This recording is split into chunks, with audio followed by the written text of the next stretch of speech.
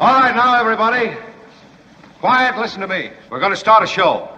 Now, some of you people have been with me before. You know it's going to be a tough grind, but we're going to have a show.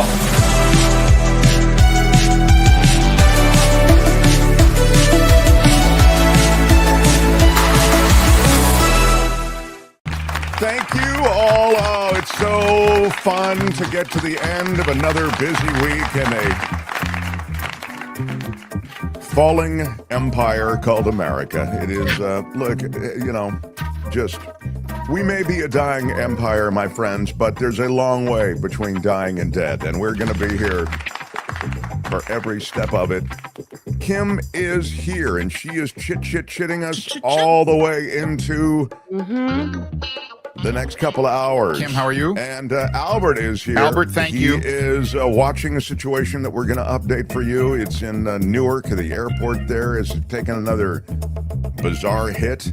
You know, prior to all these Newark problems, they're having electric problems and electric outages, electricity outages. There was a word from a kind of a whistleblower-ish air traffic controller saying that they wouldn't fly into Newark. It was that dangerous because of staff shortages. So the world of air travel in the U.S., again, another place in which we used to be the envy of the world. Now people are worried about even taking a flight. Scary times here in the big U.S. of A. But it's not all bad news. We have conflicting news out of the new administration. You know, they're only 3 months in, and they're already shaking up the snow globe, as you're well aware, dismantling a lot of the programs that you knew and loved, and some of the programs that you didn't even know or even know that you loved until they've erased them. And we'll get into some of that. Jim Avila joins us in hour 2. Sarah Kendzior, I believe she'll be with us in just a few minutes. Am I right about that, Kim? This is correct. Yes. Okay, good. She, I'm a big fan of Sarah Kendzior's writings. She's written extensively on the Trump administration, on Trump. In fact, I loved her last book, which was it was called Hiding in Plain Sight.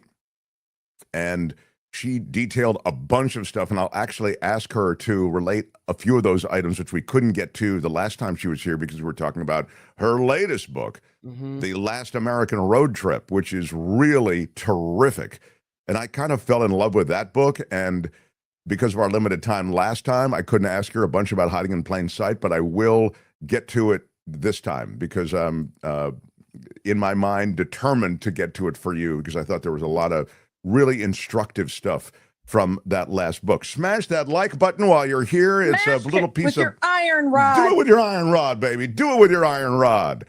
Friday also brings Michael Snyder, the Culture Blaster, in. Yeah, he's got a lot of movies for us this week. Does he? I didn't peek. I know he sends us a list, and I didn't get a chance to look at it. We're probably not going to get to them all. I mean, he's been busy. This guy has been in front of a screen all week long. I used to think that being an entertainment-related person where you're doing those screenings all the time, you know, and junkets all the time and that sort of thing. I did a couple of those junkets during my many decades in news. I'll tell you that I always thought, now that seems like a kind of I don't want to say easy job, but fun job. You're going to movies all the time and, you know, just writing about your impressions of movies. Now I'll tell you, it seems like it's, I don't know, man. I wouldn't want to do it. It's sitting through a lot of stuff that is not really that good. It's like having to watch, you know, when you're scrolling through Netflix and you're trying to find the right movie. Yes. But you actually have to watch all the others you're scrolling through. That's what it seems like. Yeah. That is exactly right. Albert is... It turns something fun and something that you love into work. Yeah. And then it's like, oh, I have to watch a movie. Well, I mean, and again, as I say, most of the films or a bunch of the films you see are not going to be that great. You know, that's just the way it is. But and maybe you don't like horror, but you've got to watch all these. And the thing about Snyder that's so, and then we'll move on. But the thing about Snyder that's, I think, so amazing is that he really does love all of these different genres. He loves animation, and he knows animation. He's like super literate about it. And then you talk about the DC and Marvel universes, and he's insanely literate about those because he's a comic book guy, and he loves all the movies as well. And then you get to these subtitle films, where this one's from France, this one's from, they're speaking in Russian or they're speaking in Korean. He loves that stuff. So I feel like he's the perfect guy for the job, but I don't know how he does it because that's why I listen critics like Snyder. Yeah, says John Watson. So I don't have to waste my time watching the bad stuff. Yeah, welcome into the chat. Those of you who are watching us live, we're a 2-hour show. We come to you from the West Coast of the United States, San Francisco, California. We were born of a radio show in San Francisco, and the radio station went away. We took our crew here to this platform of YouTube, but we also go out on all the major podcast platforms, Apple, Google, Spotify, everywhere. So if you're looking for the podcast, we're in all those places too, and you can just take it in as an audio podcast. But those of you who are watching live, feel free to throw in on the conversation we're about to have with Sarah, because I think you'll likely have either some questions or some remarks as to what's going on. Before I get to Sarah, I did want to just update this situation in Newark, which is kind of a crazy. The Mark Thompson Show. What's happening, Kim? It looks as though they've had another hit at the Newark airport. Happened again. This for 90 seconds this time, and I think this is the third time it's happened. Air traffic controllers have lost radio contact and radar contact. So radio and radar, that contact lost with planes that were approaching and departing Newark. And again, it was only for 90 seconds, but that's 90 seconds too long. So Sure. Yeah. I mean, so radio and radar strike me as two fairly critical elements in managing air traffic control, right? So if you've lost both, it seems to me that's it's scary. What time did that happen this morning? It happened in daylight? A little before 4 a.m. So it was 3:55 a.m. Oh, that's not daylight. The reason I ask is because, maybe you can then go to sort of visual references, but if it's dark, it's hard. I mean, obviously the planes are lit up with. Anyway, that's perhaps they have. I was thinking maybe it was good because they had fewer. Maybe they have a little less traffic during that time frame. I don't know. Oh, I think the that's same thing certainly happened true. around end of April, and a lot of since it is a high pressure job, they can take trauma leave, and a lot of them have taken trauma leave. So I think that, and people just literally walking off the job for this leave has been leaving that airport a little shorthanded, on top of runway construction and bad weather, and then now systems are going out. It doesn't seem like a fun time for those of you trying to get to Newark Airport. I mean, I think that the situation with air travel in the U.S. is already a challenging one at times. We've been behind in terms of staffing for years. And now with the Trump administration having made changes and having fired a bunch of people, we're really fighting this fight with one hand behind our back. And I think that that's what you're hearing. I'd mentioned that whistleblower or sort of whistleblower adjacent source from inside that world of the FAA saying that they wouldn't fly right now. It's that scary. I mean, when you hear that sort of thing, it's chilling. But once again, I mean, America's air traffic control system, formerly the envy of the world, now, no longer. Well, now Yet again, they say the current FAA air traffic control system is based on outdated technology, and you can't modernize it. So there's this new push, according to the Trump administration now, to get a brand new air traffic control system in place. well, there had been money actually earmarked for that. So this is a weird thing. Of course, Trump is spinning it to suggest, well, the last administration left me a mess. But the reality was there was money earmarked to redo all of these systems, to upgrade a lot of these systems that were outdated.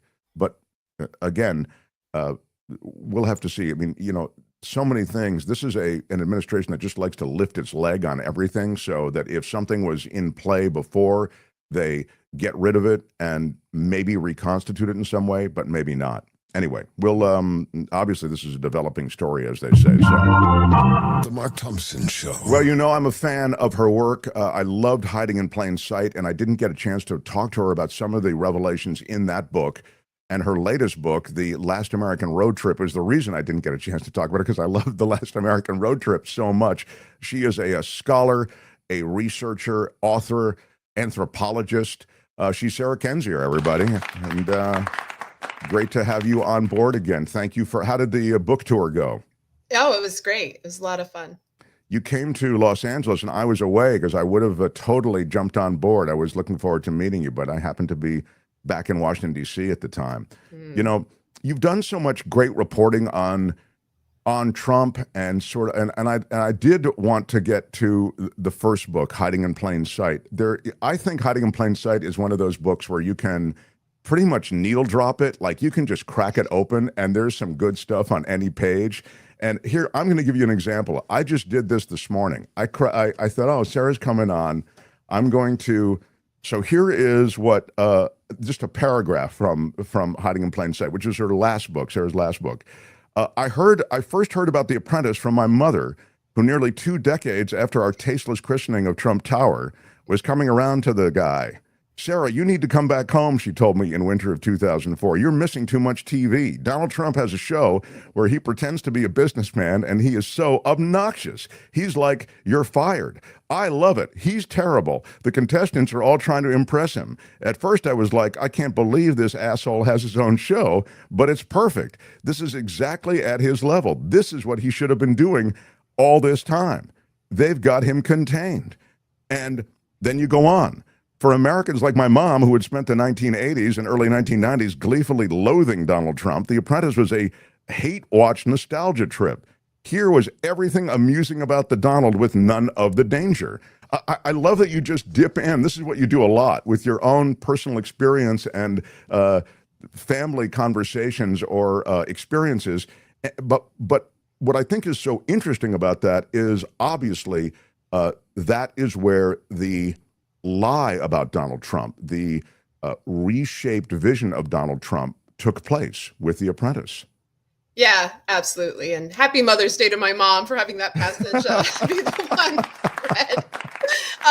Yeah, I mean, just to give a little bit of context to the book, I wrote this book in 2019. It came out in 2020. And one thing I had mentioned is that as a child, I knew a lot about Donald Trump, and I mean, as a literal child, like 8, 9 years old, because my mom had a subscription to Spy magazine and also to Vanity Fair. And they did a lot of exposés about Trump's corruption, his financial crimes, his refusal to pay taxes, all the stuff that people pretend to know now. And so, I grew up thinking of him as a white collar criminal. And so when I was out of the country, The Apprentice debuted. And that's the conversation that my mom and I had on the phone where she was trying to explain this to me.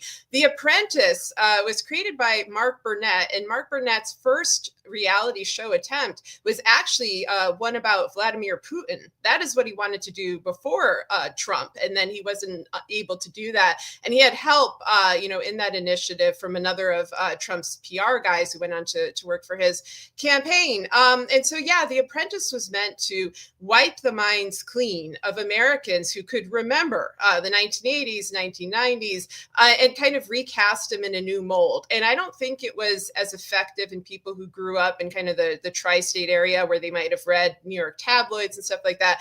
But I remember during the 2016 campaign when I was covering it here in St. Louis, and I was interviewing Trump supporters about why they liked him. The Apprentice was one of the main reasons. They genuinely thought he was a very successful businessman. They had no idea about all of the bankruptcies, all the financial crimes, the ties to the mafia. They kept thinking if those were important, then the media would have told us. And I was like, well, they did. When I was a child, when I was a teenager, they talked about it a lot, but now they're not bringing it up at all. Isn't that strange? So yeah, it served its purpose very well. Well, it served its purpose, and you are so right about the fact that the image of Donald Trump was reconstituted in this way, and it wasn't done it didn't seem that the goal was any kind of political one. It was a television one. It was to show those shots of him slow motion walking from the Trump helicopter and to establish his bona fides as a businessman, and so that he could then hold court over these game show contestants who are all trying. But that was what it was, and it was done so well. My friend actually was the NBC executive who bought The Apprentice, and he said, I didn't buy it for Donald Trump.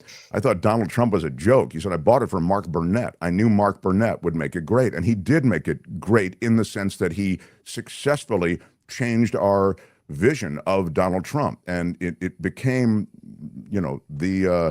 it's the, what is it, the fruit of the poison tree that we are, and it really is what we're dealing with. But what you also talked about in that, but so that was The Apprentice, and I like that because, as we say, that became the launching pad, I think, to sort of again reimagining who this guy is and what how great he could be. But what you talk about in the book also, and I guess this is your last book, Hiding in Plain Sight, is you talk about all the ways in which this guy is clearly corrupt and has been corrupt. You did a lot of research and explanation and laying out the ways in which, in real estate, he could do everything from just outright cheating in some ways that high-end real estate people do to money laundering. I know you talk about that in the book. I wonder if you could just spend a moment talking about the corruption that was already part of the Trump world prior to even becoming president. Yeah, I mean, Trump was immersed in corruption from the moment that he entered public life as a dual protege of his father, Fred Trump, who had his own corruption scandals.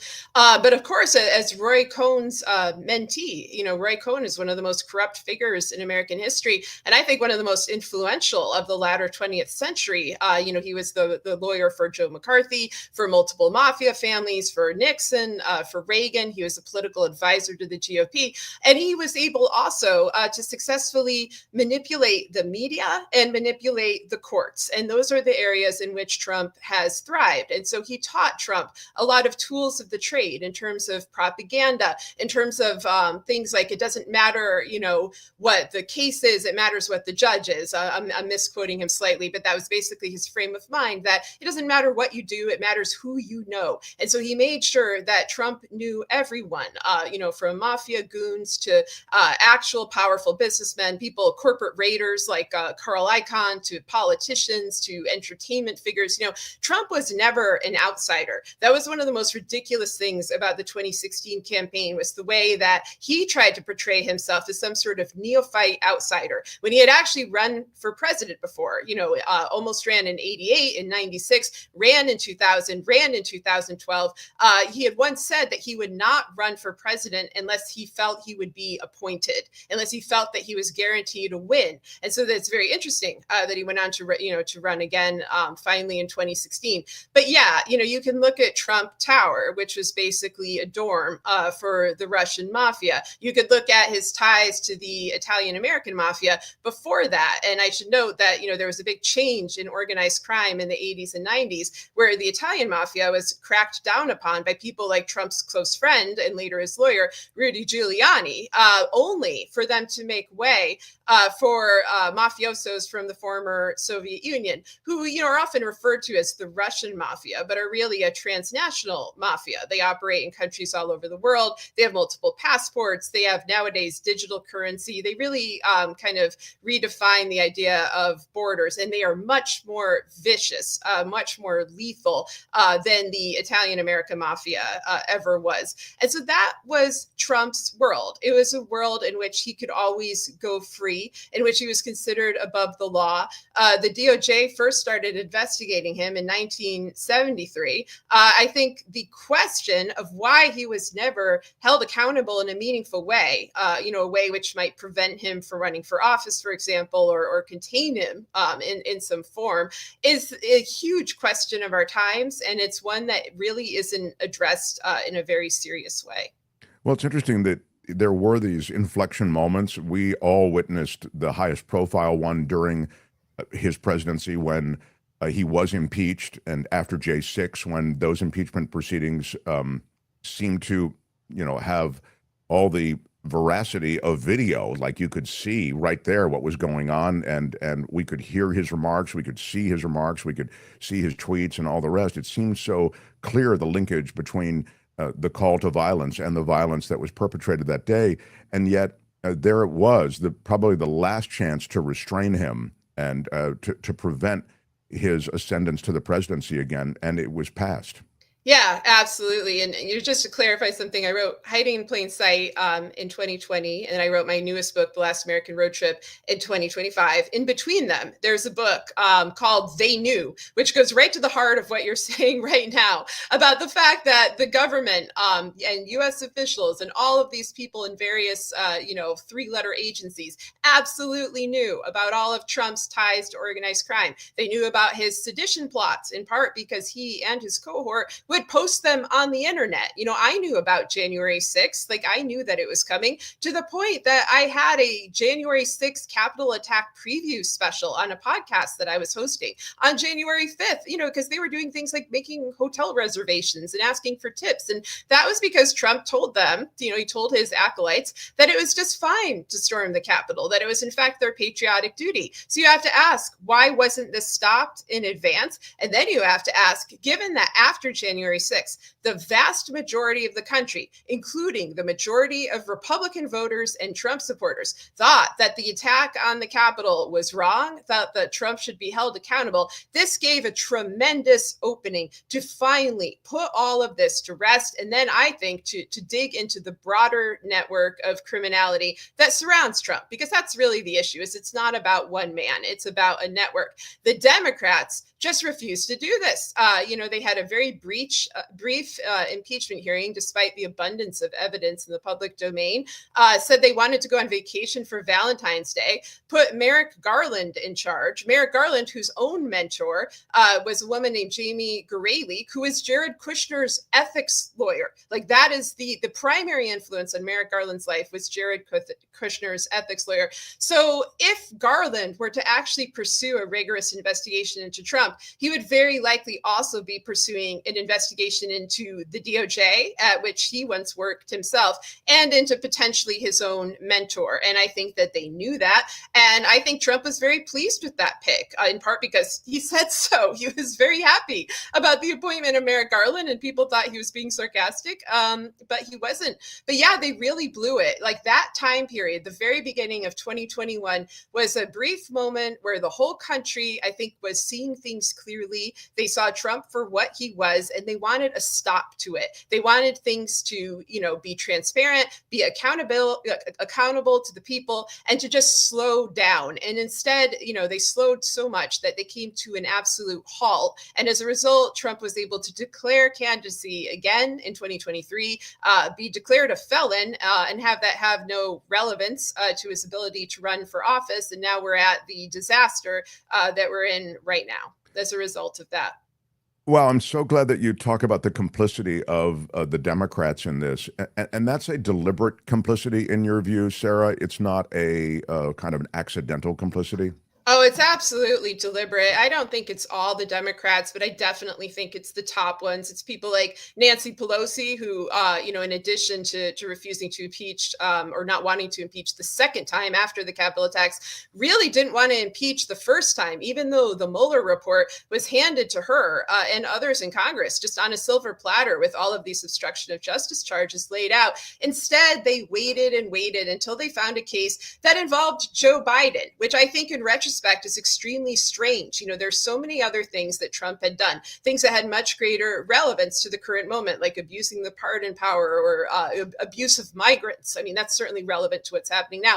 Instead, they had this kind of arcane case involving Ukraine and Biden that set this up as this kind of dynamic where you have Trump, Russia versus Biden, Ukraine. And I think it really confused a lot of folks about what the conflict was about and about this kind of, duality. But yeah, I think that they have intentionally blown it. Schumer is somebody who was in the Trump, Roy Cohn, New York City circle for a long time. You'll notice that most of the complicit Democrats seem to be coming out of New York or out of California, where they get a lot of Silicon Valley donations. I think that in terms of the latter manifestations of Trump criminality, it's very important to look at partners like Elon Musk and at all of this Silicon Valley money that's been going into people's campaigns.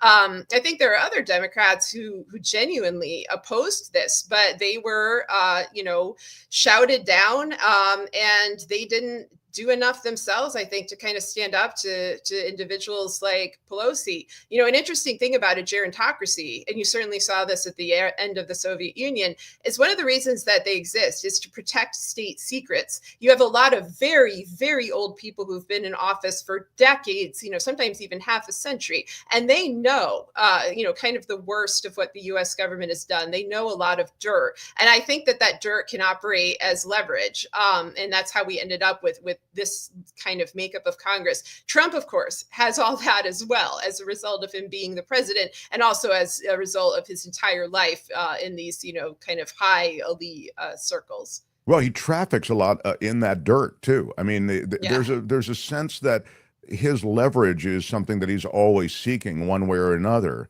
And it's funny. They knew shows up on my Kindle every time I am there, and yet I am embarrassed, Sarah. I have yet to read it, so I apologize. On sale as a Kindle book right now at $2.99, very limited time. So okay, I will grab it, and we'll have links to all of your stuff underneath this video. But I don't think it was hurt by the fact that I haven't read it yet, because I think it's a bestseller.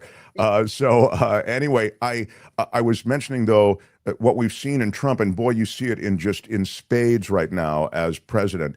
Is he traffics in this kind of leverage. He's always looking for that leverage that really allows a kind of self-enrichment that we're seeing now, I would say, on a scale that's completely unprecedented in the history of America.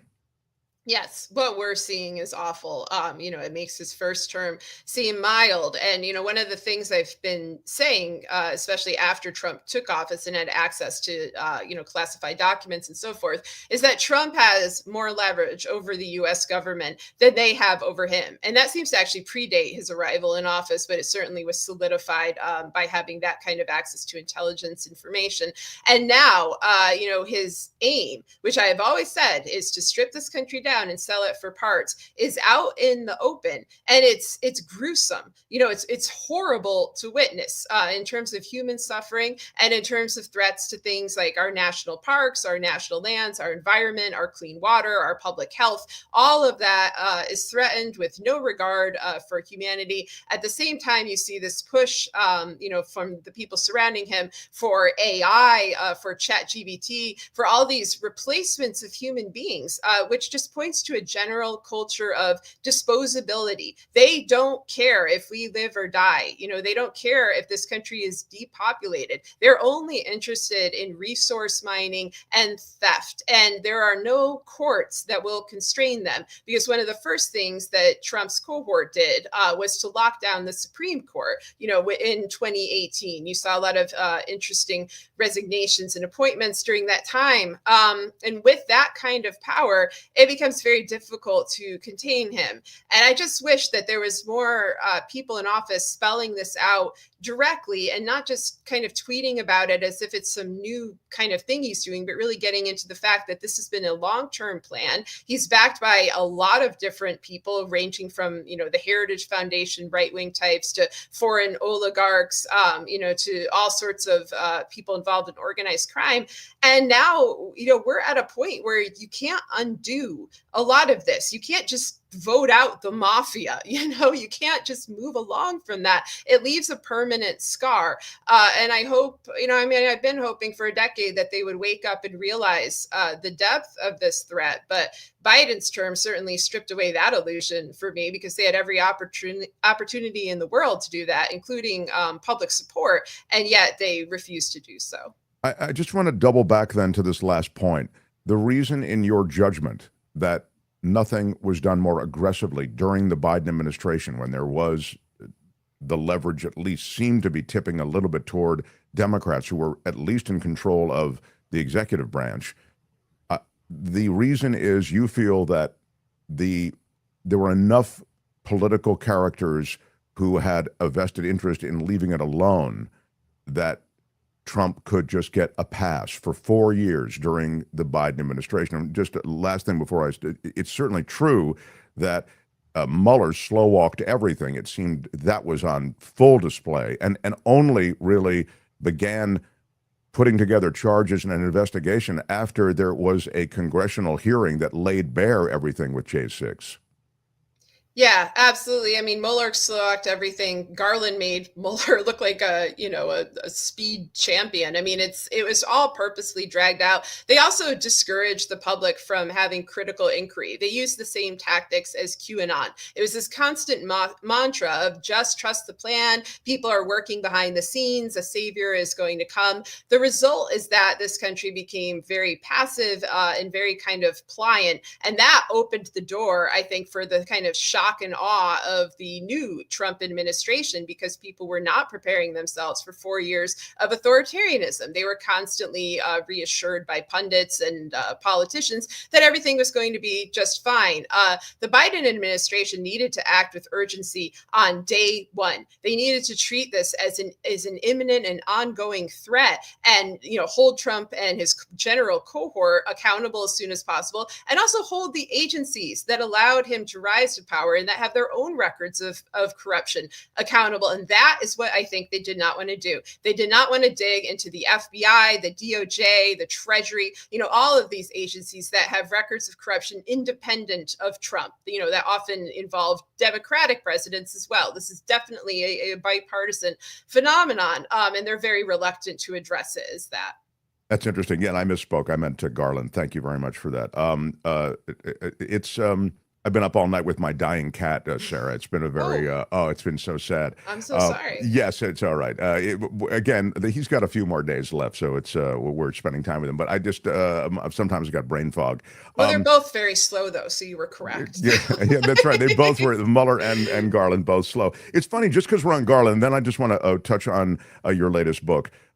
Just because we're talking about Garland, I've dumped hour after hour on Garland. I just thought, during the Biden administration and in conversations like this one, as sort of the prime mover in this in allowing this corruption to continue and allowing this authoritarianism to rise. Again, as the man with enough power potentially to have stopped the bleeding. But my question to you is, was Biden really also quite responsible? Maybe even more responsible for the appointment of Garland, just because we're talking about Garland? Isn't he the guy? I hate to dump, it feels like, he's a pinata these days, Biden, for all the mistakes and for not withdrawing from the race, et cetera. But I thought the Garland appointment was just, it was heinous.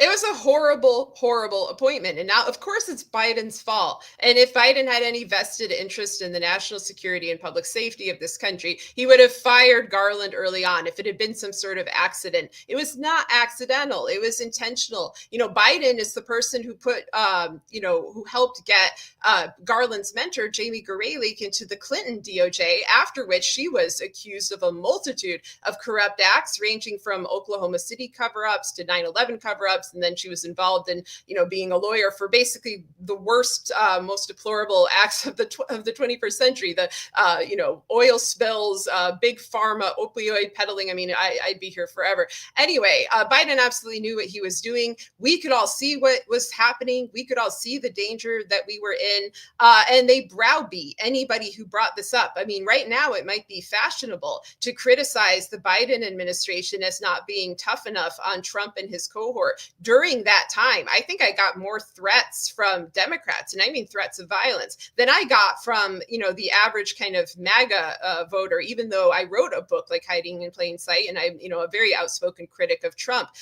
People did not want to go there. And I think it's because they do not want criticism of the DOJ. And that is because the DOJ has long served as Trump's protector and his friend, going all the way back to the original 1973 investigation, where they basically let him walk. And from there on in, they let him walk again and again and again. So whatever reasons they had for that, I think must be very dark ones. If the DOJ is his friend, why the cleaning house of the sort that we've seen? This has been a almost line by line following of the Project 2025 strategy to surround this new executive, Donald Trump, with those who are fierce loyalists. And so they're going agency by agency. Of course, that's leaving Doge out. But in terms of populating the government with loyalists, why worry about it if the DOJ are such good friends of Trump historically?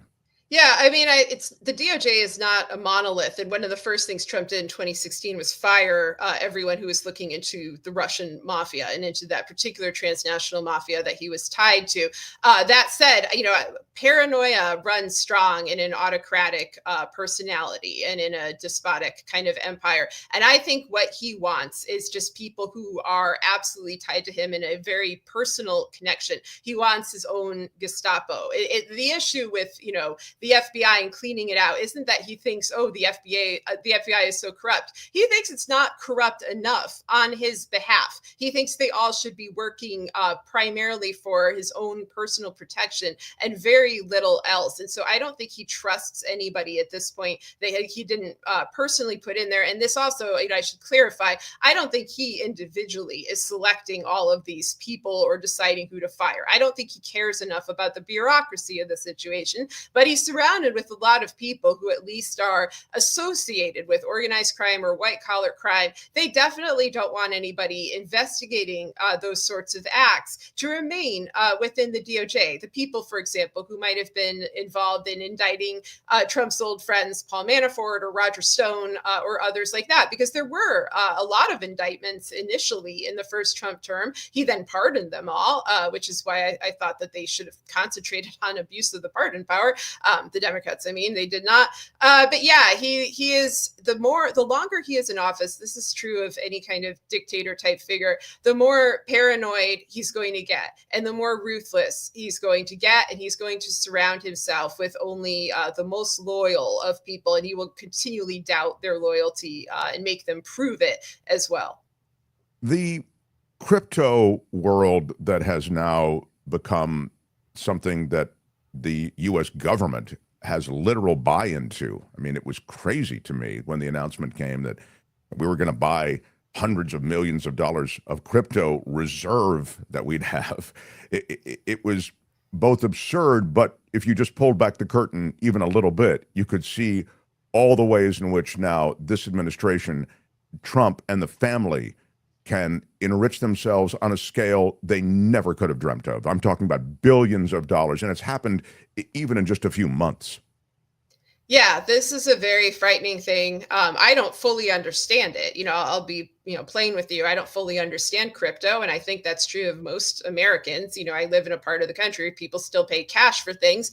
And so I think this also derails a lot of people from doing the kind of investigative inquiry into crypto that we should be doing. We've also seen journalism gutted during this time. We've seen investigative journalism gutted during this time. When I think of journalists who would do a really good job on this, they're all people who've had to go independent because, their outlet either went under or, they fired them. And of course, Trump is there with his, and Musk with their teams of lawyers where they threaten anybody who criticizes them, especially when those individuals follow the money. And it is much more difficult to follow the money when there is a much looser conception of what money is, what wealth is, where does it come from, what is the basis of our currency. I do worry that they're going to replace the dollar with a purely digital kind of currency. Environmentally, this is also catastrophic as well. I just have to add that there's so many things wrong with this place. But yeah, it's very scary stuff. Well, and the whole idea of replacing the dollar with some kind of a crypto or some kind of a digital currency is on its face completely undermining the power of the U.S. because the dollar has so much power internationally. Why would you want to do anything that undermines that in the least? And he's already doing things to undermine the power of the dollar, independent of crypto and digital. And that's all in service of trade deficits, et cetera. By devaluing the dollar, you make American goods cheaper for export, et cetera. So that's that. But again, just to round it out, essentially the Trump family, in the form of the son, the Trump son, along with the son of the guy who's doing the Russian negotiations, they have this platform. I think it's called Liberty something, and that is like the Charles Schwab or Morgan Stanley of crypto. So you can go there and trade, buy and sell crypto. And then the UAE, they come in and they buy all this crypto and they buy it on their platform, on the Trump platform. And so that just monies the Trump family immediately. They made a ton of money on that because it was 1.2 billion or maybe even north of that. So I saw it as, and again, this is happening in plain sight. And so you know that the UAE isn't just doing this because they all of a sudden have an interest in crypto. They are doing it because they want, it's influence peddling is what's going on. They want leverage with the new administration. Yeah, and I think your point about this being against the national interest is an essential one, because everything that Trump has done in office, whether in the first or second term, has been against the national interest, has been in the aim of weakening the U.S. And that's because he sees this country very much as, a corporate raider would, that if you weaken it, if you break it, if you sicken it, then you buy it on the cheap, then you break it up and sell it for parts. And you also weaken all the institutions that could have held him accountable or prevented things like these giant billion-dollar illicit deals, which he also was making during his first administration. Things like Kushner's, real estate deals, or his $2 billion deal with the Saudis, and so forth. Now, because there was no accountability the first time around, and he now has much greater control over the courts and other institutions, he can do much bigger schemes. And he has the full backing of people who used to kind of oppose him the first time around. A lot of these, Silicon Valley tycoons, people like Jeff Bezos, for example, who he tried to blackmail, they initially opposed him. Now they are acting as if they fear him. And they're just deciding, well, if I can't beat him, join him. I'm just going to get in on this and enhance my own wealth to the greatest possibility. But yeah, he doesn't have any baseline loyalty to this country or its people. And I think that's true of many of those surrounding him. And I think that's unfortunately true of many in Congress. They won't miss the United States if it's gone. I don't think they feel anything in their heart or soul. They only feel things in their wallet and their bank accounts. And it's grotesque. It's a profound betrayal. Wow, that's so well said. This reminds me of the conversation I have occasionally with people who, I used to get this when we on the radio show, when people call in and they would talk about the environment and all of these threats to the environment, the toxification of the environment, the air, the soil, the water, etc. And I would hear, Mark, the planet's going to be fine. The planet's going to be here thousands of years after we're gone. Well, the planet will be here. The rock will be here. I understand that. But the planet is all of these things. It's the richness. It's the biodiversity. It's the clean air. It's the water. That is what the planet is. So don't tell me the planet's going to be here. And so it is with America. Don't tell me, well, America will be here. America is that collection of things that we have done. And that's really what you speak about in your latest book when you talk about your road trip and in all of these different places that you go with your family. There's a piece of American history and our history, beautiful, troubled, and also wondrous in terms of the potential and the values that America has. And if all of those get steamrolled by this guy, then I get it. There's still a flag and there's still a Pledge of Allegiance and crap, but the tenets of America are gone. Yeah, absolutely. I've always made a distinction as somebody who studies authoritarian regimes between the government and the country, between the government and the people and the things that people value. And what they are trying to destroy are things that people value: our culture, our landmarks, our landscapes, our, national historic institutions, our food. I mean, just everything. It's ironic because Trump, I think, knows that people sense this loss, which is why he'll say things like, oh, we need to save the entertainment industry. We need to make it American again, because people really do feel this deep longing where they want things to feel American made and be proud of their country. But he is the one destroying it. It is his cohort that are selling our country bit by bit to foreign buyers, and then using these kind of platitudes as a cover up, for that objective. But yeah, it would be a profound loss. And I hope that people hold on to what they do love about this country. That doesn't mean lie about it. It doesn't mean whitewash it or deny terrible things that happened in it or have happened in it. But it means, look for what you value in it and know that they are trying to take it, and don't let them. Like, if they're trying to erase the historical records, then document it yourself. Make an effort to build something yourself, because these politicians, these institutions, they are not out to protect you, and they are not out to protect this country. And it's a great shame. And I don't think it's a permanent situation. I think that this could potentially be changed, but for the time being, that's just the way it is right now. And so I think if people are proactive and kind of assume the worst, they could possibly get, not the best, but they could get something better, and not just sort of sit and wait for it to get better, but, do something themselves, just simply documenting what's going on and documenting what they see as valuable in this country. Well, I like that we're wrapping up with sort of an optimistic message. So all is not lost in your view, but there'll be a lot lost before we turn any corner.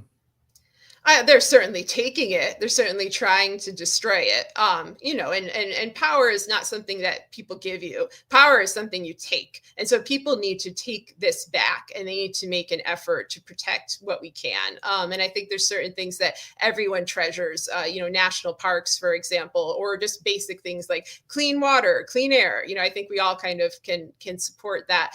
So unifying around certain issues might be productive at this time, but just expect the worst from this group of individuals. That's a realistic thing to do. That's just based objectively on their track record. Like, think of the worst thing that they could possibly do. That is very likely the thing that they are planning. And then think, well, how would I protect it? How would I protect myself? How would I protect my community? How would I protect my country? And then, do what you can. There are many, many others that also are in this fight with you. Last question for you, and maybe we'll revisit this in future conversations, so you feel free to modify your answer. But so much is talked about in relation to the midterms. So much is talked about, like that's the next big chance, is these elections coming up. Tell me whether I can have faith that there will be legitimacy around the election, or whether or not this administration will do everything they can to declare a state of emergency. Martial law, of course, is talked about. All of these different things that could happen to essentially undermine the election completely. Yeah, I mean, I think our elections will be most likely to be undermined through dark money and through candidates being pushed out through threats, bribes, blackmail, those sorts of tactics. If that doesn't work, then he reverts to violence. That was the story of January 6th. There were a number of court cases and things like that, or threats to poll workers, et cetera. It was only at the very end, when all of that wasn't working, that he tried to attempt a coup. So it really depends whether he feels like he can have this kind of success anyway, whether he goes to those lengths. But my goodness, don't wait for elections to try to better this country and to try to protect yourself, because we can't afford to wait until November 2026. My goodness, the things, just think about what he's done in the last 4 months alone, and then multiply that several times. I mean, I like that you reference violence, though, because Lisa Murkowski talked about it, and you heard Mitt Romney wrote about it, that there's a palpable sense of fear about physical violence to representatives, people, public officials of all sorts, and their families. This is a new prominent ingredient in the American zeitgeist now.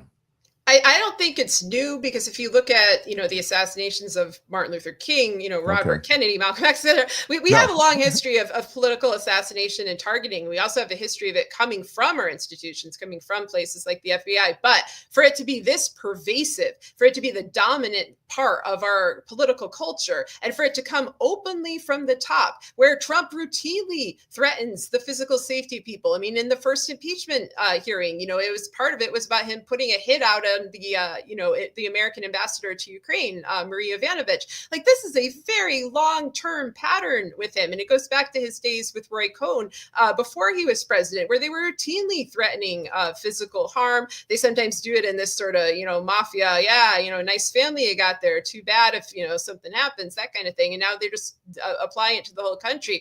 But yeah, the fact that we live in a political culture of blackmail and threats of violence, it is a mafia state. More than any other form of government, more than being a full autocracy, it is a mafia state. And I think that is partly what Congress is struggling with, and partly because they had this delusional belief that like the Constitution and checks and balances somehow protect you from a mafia state. Like elections and the other traditional forms of leverage, they do not work in these circumstances. You know, where it works is strength and honesty and integrity and just determination and not backing down. And that also means having to reveal whatever shady things everybody has done. If you have partnered with the mafia state at various points and you're going to come out looking kind of bad, it is better to just do that and let everybody know for the sake of the country so that we can finally move forward and live up to our ideals in practice, which is, I think, what, you know, the vast majority of Americans would like us to be doing right now instead of this nonsense. So well said. Again, Sarah Kendzior, her latest is The Last American Road Trip. We'll have links to it. They Knew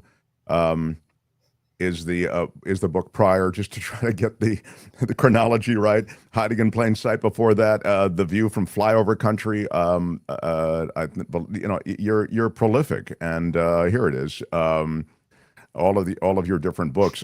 So tell me, just on the way out, this isn't a Trump related question, but just a process related question. So because you are so prolific and you've wrapped up this latest book, and this latest book is, as I say, has so many jumping off points and so many moving moments. I was moved by this book, The Last American Road Trip. There's some really tender moments and reflections that you share that I think are super powerful and also relate to America. When do you start the next book is my process question. Oh my goodness. Never ask that to anyone who just got back from a 1-month 9-city book tour. I need to sleep before thinking that one over. Yeah. I'm just hoping there's still a publishing industry and freedom of speech by the time I write my next book. That's all I have to say on that. So. Well, you have friends here, so please come visit again. The Last American Road Trip, Sarah Kendzior, links to it underneath this video. Thank you always. Love seeing you and appreciate you being here. Thank you so much for having me on. All right. Sarah Kendzior, everybody. Bye, Sarah. The Mark Thompson Show. It was great. I loved it. How would you handle this? We could try ignoring it, sir. Morning. You cannot say you love your country. Where are my weed smokers at? Stay at home and get baked. Right on, right on. It's a spring ka-ching on this show. It's our big spring fundraiser. If you want to participate, you can.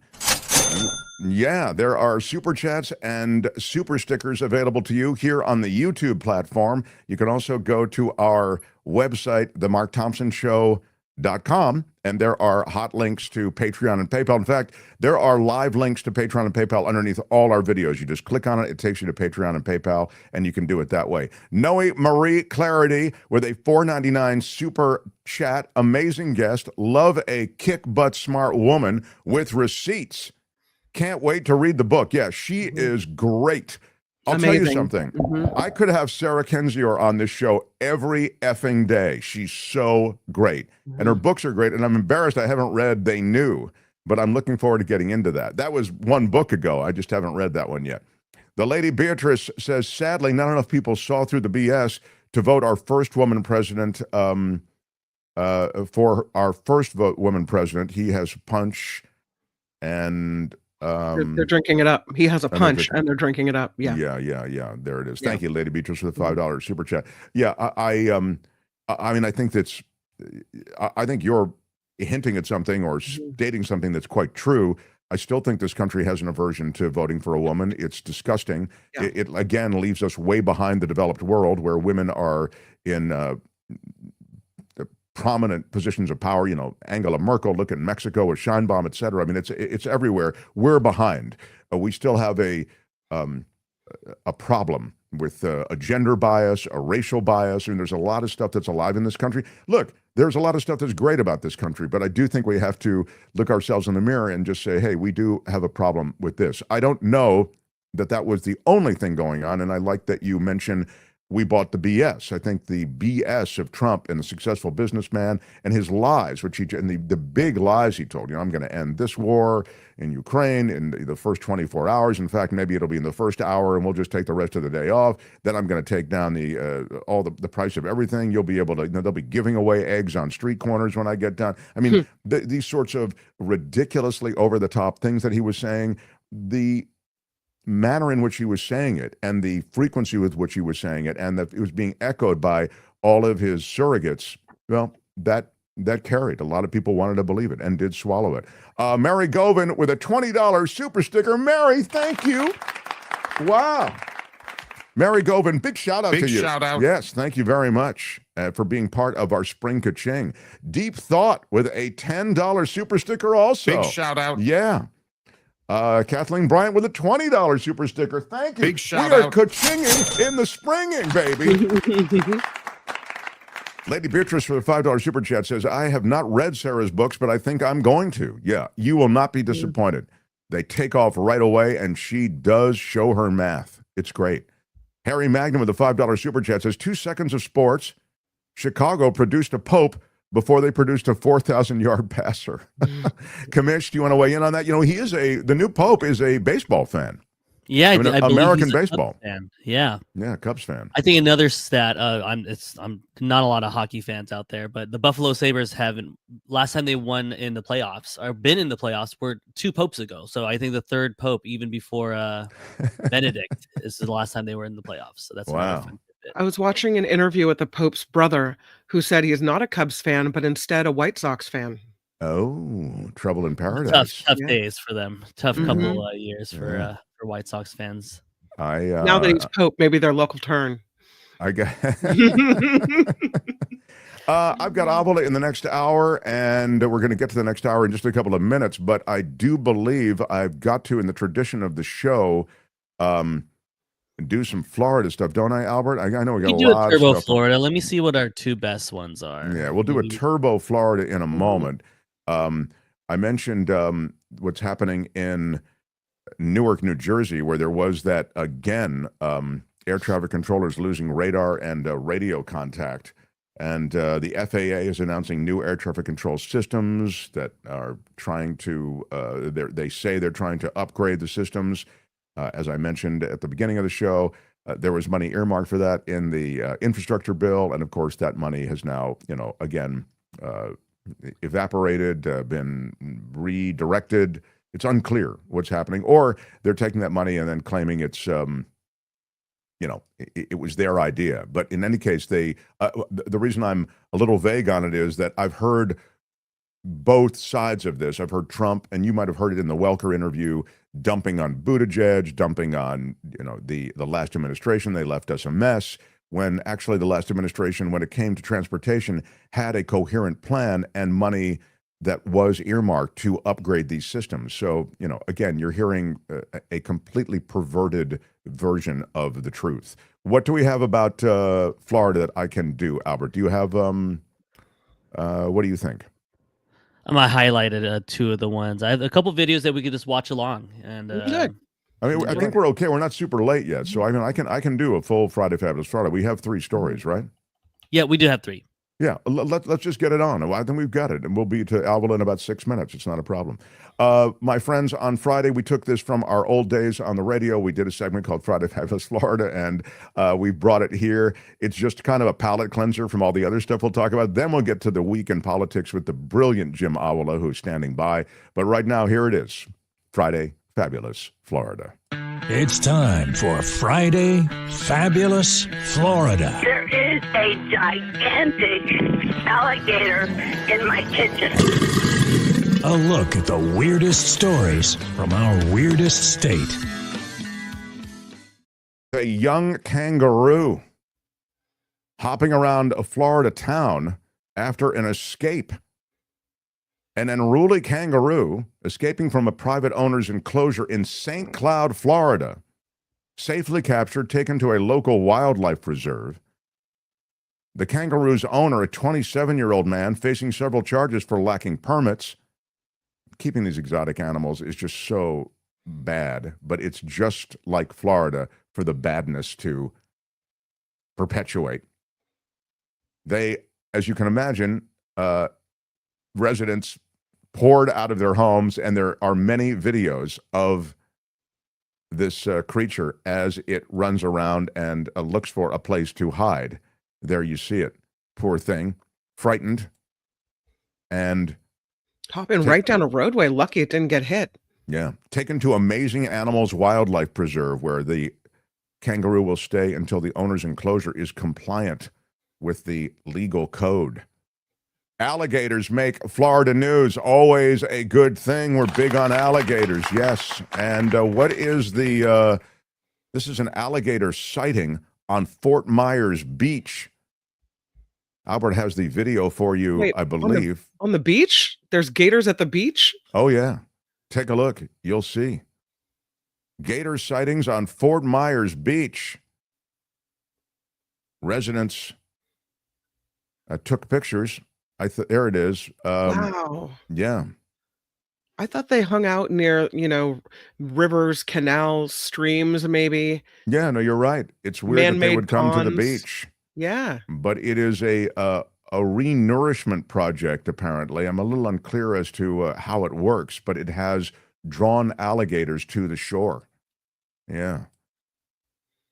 And Look at that finally, guy, all it's tatted up. kind of a, yeah, he's definitely making a statement. Finally, we wrap up with a man gored by a bison. Florida man gored by a bison. As you can imagine, he was too close to the bison. It's the year's first attack by the most dangerous wild animal in Yellowstone. But this Florida man, they warn, don't get too close to the wildlife. He's 47 years old. He escaped with minor injuries, right, Albert? But he was gored by this creature, isn't that right? Yeah, I think that's the correct terminology from a bison. It sounds way more gruesome than what actually happened, but yes, it is in fact just minor injuries. For those who are just listening, this huge bison with the horns of a bison crossing the road, and that's what bisons do in Yellowstone. But if you get too close, you will be gored, very likely, especially when you're dealing with a mother, and visitors have been known to pick up baby bison, and that can be hugely dangerous and deadly. And that's been the past experience. So again, these are stupid tourists. I mean, I think touring Yellowstone is a great thing to do. Touring our national parks is a great thing to do. But, picking up these creatures, getting too close to them, getting in their face, nothing good ever happens. So They call them Turons. It's a compilation of the word tourist and moron. Turon. Did you know that Thank you. a I didn't know bison? that. Yeah. Yeah. Did you know that a bison weighs 2,000 pounds? So they can weigh up to that, and they can run at speeds of up to 35 miles an hour. Wow. So, Yeah. like, It Yeah, looks that's like what you could outrun them, but you can't. Right. No, you need to maintain your distance. They recommend at least 2 bus lengths, but I'm thinking like maybe 4 or 5 bus lengths. Those things move fast. I know what you're saying. You're saying, okay, the alligators, the bison. Where are the drugs and the people being pulled over? Okay, I will pay that off now. A Florida man, drugs and 2 pipe bombs in his car. What? Nice. Yes. There you go, Florida. The Walton County Sheriff's Office pulling over a man while driving with a cardboard license plate with the word private on it. Yeah. Again, these aren't, wildly well-planned, but it just might work.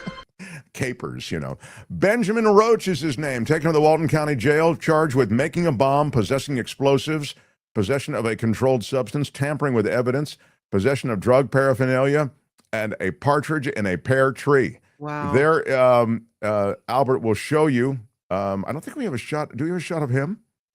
I think we have a shot of the I paraphernalia. don't think there is anything. There's a shot of the paraphernalia, but not of him. So sorry, I'm cheating you out of your chance to rate his mugshot. But he was pulled over, and while searching the car, deputies said they found meth, drug paraphernalia, 2 cylinder-shaped objects. They turned out to be bombs. What's he going to do with that? Yeah. Oh, there he is. I did find it. Yes, I did. Oh, okay. Very, very. Oh, there he There goes. you go.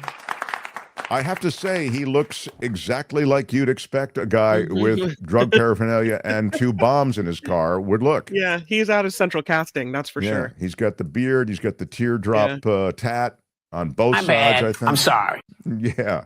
People are giving him a 4, a 1, a 6.5. He's got a faraway look in his eyes. I'm going to give him, just because it's so accurate, I'm going to give him a 7. Oh, wow, a 7. All right, it's right on. Yeah, if you were casting, somebody would have this kind of thing. He's got the role. He's got that faraway look. We have to choose a favorite from our turbo offering of Friday Fabulous Florida. Young kangaroo escaping its enclosure, jumping around Florida after this escape. Alligators surprising Fort Myers beachgoers amid this re-nourishment project they have there. The Florida man goes to Yellowstone, gets too close to a bison, gets gored. And the Florida man with the cardboard license tag that says private, pulled over and arrested after 2 pipe bombs and drugs are discovered inside the vehicle. What leads the voting, Albert? As of now, it looks like the classic Florida man. So just the guy with all the drugs. Thank you. It has to be right. It's a classic. I like the gored by bison simply because you can't remove the Florida out of the Florida man. You could be anywhere in the world, and you'll always still be a Florida man. That's true. That's a good point. Kim, what was your favorite, please? I was surprised by Gators on the Beach. I'm going for that. Gators on the Beach. I like the classic Florida man. Sorry.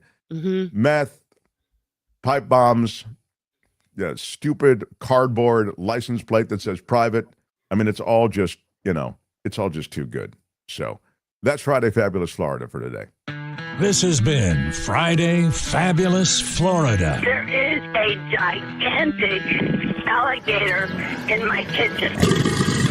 Y'all come back now here. Jim Avila joins us next as we continue. Feel it in your soul. The Mark Thompson Show. Who's Mark Thompson?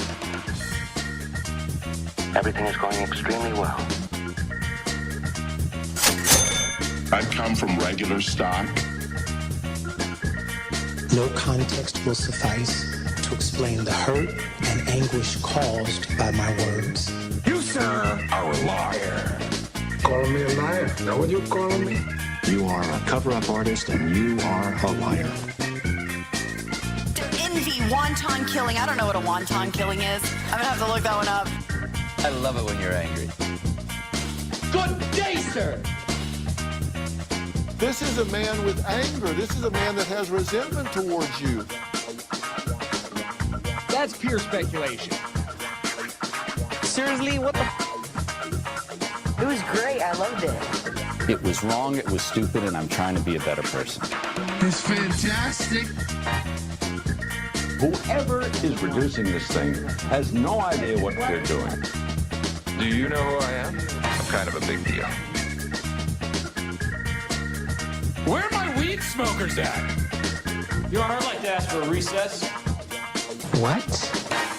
Thompson, party of 4. There's never been anything like this. Nobody likes her. Wow. Love it. Spring Kaching is on here. It's our big spring fundraising drive. If you're just joining us, thank you. Speckletail. Hello from Australia. How about Australia? I usually listen to your show on iTunes until about a week or so ago. They would play 2 30-second ads every 10 minutes. Now they don't play any ads at all. I'm not sure if you were aware of this. Paul, yeah, I don't know that specific thing, Paul. First of all, thank you from Australia for being here and also for throwing in 20. I had also just generally remark on the fact that one of the things that's put us in something of a pinch is that ad dollars are falling away, but they're dropping in this weird way that I haven't quite figured out completely. And that's sort of the thing that's happened on YouTube, and apparently it's happened across the podcast platforms as well. So when you listen on iTunes and those ads go away, that means whatever small monies might have accrued to us, they go away also. That kind of leaves us in a much bigger way. That's what's happening on YouTube. And so I thank you very much for supporting us this way. Again, I don't mind sharing some of our profits with YouTube at all. If they can give us a platform where people like Speckletail in Australia and all of you who jump on with super stickers and super chats can support us. But many of you have supported us with Patreon and PayPal. A lot of you have signed up through the live links under our videos, which I appreciate. And even some are sending checks in, kind of really super old school. And if that's your jam, just to send me an email and I'll send you back the address where you can send a check to support the show. And that email, of course, is the markthompsonshow@gmail.com. The markthompsonshow@gmail.com. You have to put the in there, otherwise it goes somewhere else. The markthompsonshow@gmail.com. Thank you, everybody who has participated. There it is. Albert has it up for you if you are watching. So thank you. That's part of our spring ka-ching, and we are ka-chinging, baby. Everything's cool. I don't want to delay any longer because I've delayed too long. How about it? This guy, former White House correspondent, senior national correspondent. He's been in war zones, reported from the White House, as I say. And man, in fact, I want to ask him how things have changed just in terms of news coverage. It's crazy. He writes a regular column now for Barrett Media, and we'll have a link to his latest. As we continue, you'll find it underneath this video. How about it for Jim Avila, everyone? Jim, hello, sir. Jim is has to be unmuted, and he has to turn his what is that, Albert? Where he's you have to turn the video the other way. So, Avila's used to. You've got a video guy, you've got a sound guy, you've got a producer. Right now, in independent media, all you've got is your cell phone or your computer, or iPad or whatever, some tablet. And that's the only way you can join. So, yeah, Jim is sideways. No, we know. Now Jim is not there. But let's try to unmute him. Only he can unmute himself. Is that right? Yeah. So, Jimmy, maybe you want to just leave and hop back in. I think that might be the easiest way to... Well, it's a great opportunity for us to talk about the picture that we put on the front of the show today, which is Judge Jeanine, who is now making her way to Washington, D.C., back into the legal profession. Wow. We got applause for Judge Jeanine. Yeah, Judge Jeanine. Yeah. Prince of Tids Road and prosecutor, Jeanine Pirro was an alcoholic traffic court judge before her tax evasion ended her career. Prince of Tids says she's a joke on Fox News. Is she even qualified to practice law? Well, now she's going to be running the top U.S. attorney's office in the country, which is Washington, D.C., as a prosecutor. So back into the courtroom for her. Yeah, I mean, they've got that big desk. You can keep a cocktail or something going down there behind your desk. So she's going to, as Kim says, lead this U.S. Attorney's Office.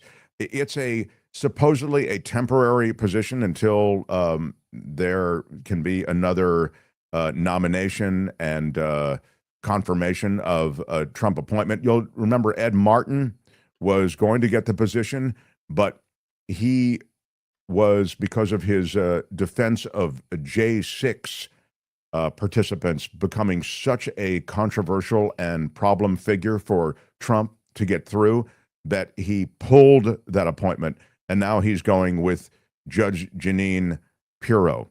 And yes, the incompetence level drops lower with this appointee, says Cassandra. The incompetence and corruption of this administration on display almost to an appointment. It's a remarkable thing. Looks like Jim is ready. Jim is standing by. Great. But thank you, and I imagine we'll be hearing more news out of the Judge Jeanine Pirro courtroom. How about it for Jim Avila one more time? Well, that was a good fill by Kim. Thank you very much. Yeah, there you go. Jim, it is an administration that seems to have incompetence on parade, incompetence and fealty to Trump on parade in ways that we have never seen. I think this does constitute an unprecedented rogues gallery of those things. Don't you agree in American government? Well, Jeanine Pirro is certainly the latest example, and your viewer there, hit it on the head. She's been rumored to be a drunk. I don't know if we can prove that, but they make fun of her on Saturday Night Live as being a drunk. And the tax issue, if I understand it correctly, was her husband, who was convicted and then pardoned by President Trump for tax evasion. I don't think it actually touched her directly, but her husband certainly had issues with it. And from what I understand, her work in the Westchester courts of New York was not exemplary either. She wasn't very good, and then she ran for Senate and lost in the primary, and kind of then went to the Fox holding pen until Trump won, and then I don't know if they're going to have anybody left on Fox, but he keeps appointing those people with no experience and just experience on the radio, but on the television. But it's it's another example. I mean, you have the defense secretary who has no experience whatsoever. He is releasing battle plans. He's fighting about the words. He says it wasn't a war plan, but it was a battle plan. It was an attack plan. You can't really avoid that. Pam Bondi, as the Attorney General, it would be funny. It would be a joke if it wasn't real. I mean, her, genuflecting toward the president and doing whatever it is his whim is at the moment is dangerous in the hands of an Attorney General. Yes, this Trump administration is the most inept, incompetent, and dangerous. They'd be even more dangerous if they were competent.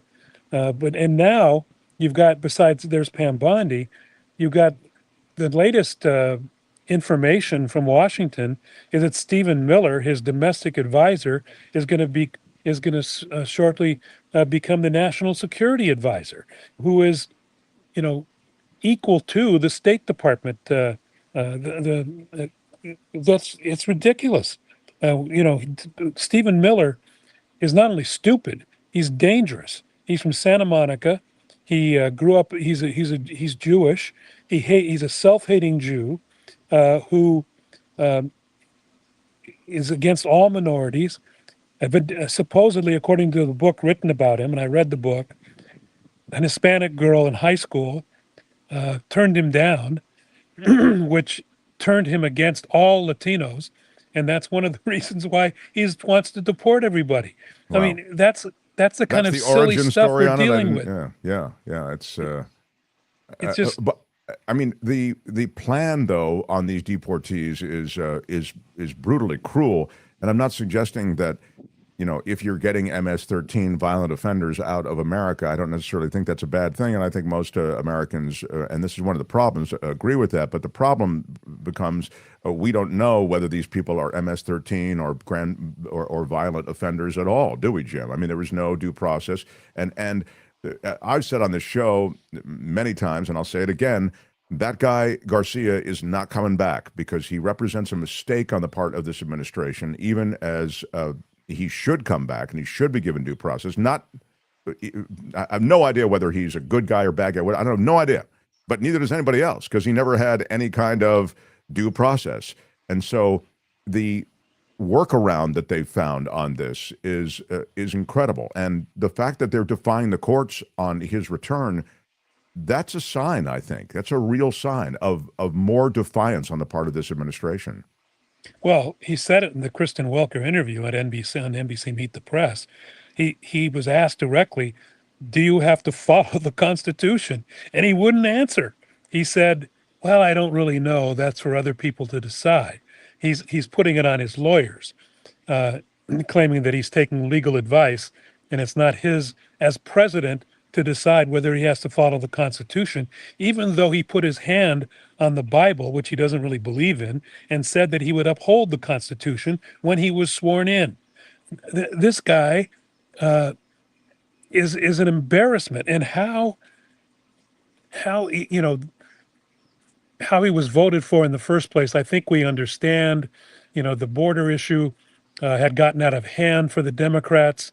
The economy the Republicans are great at changing the narrative. And even though the economy, unemployment's at 4%, the stock market is raging, people have money to spend, and consumer confidence is up.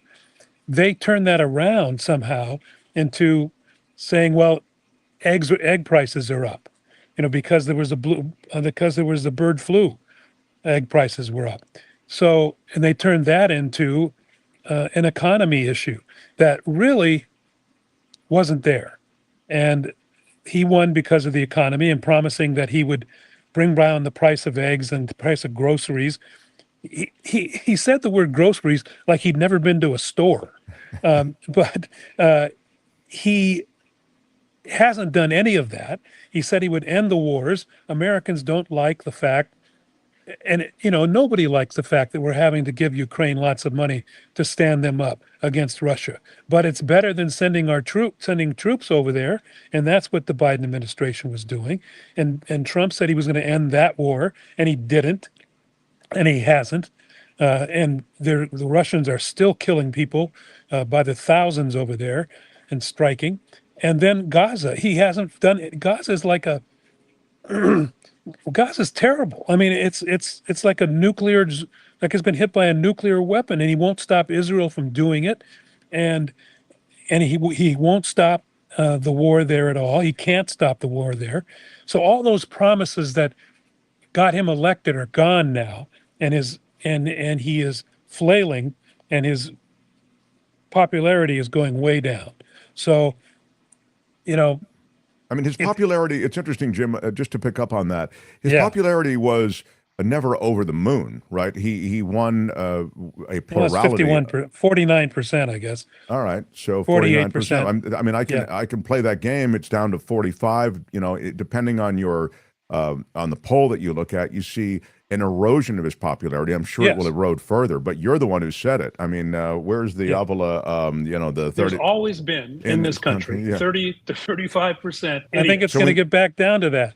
Yeah. In other words, it's going to drift down to that, that level of support. You think it'll be just his diehards. Yeah. Yeah. I mean, I think he's losing the independents like crazy. I'm still hurt by the fact that it doesn't seem as though Americans are going to vote for a woman, and a black woman especially. And I think that hurt Kamala Harris. Now, did it hurt her by 3 or 4 points among Latino men? Yeah, I think it did, and among black men too, who would not support a black woman. And that is a shame, and we ought to be embarrassed about that. And I think that was part of the reason why Kamala Harris lost. It's ultimately a better candidate. Certainly Hillary Clinton would have been a better president than Donald Trump. But we won't vote for a woman.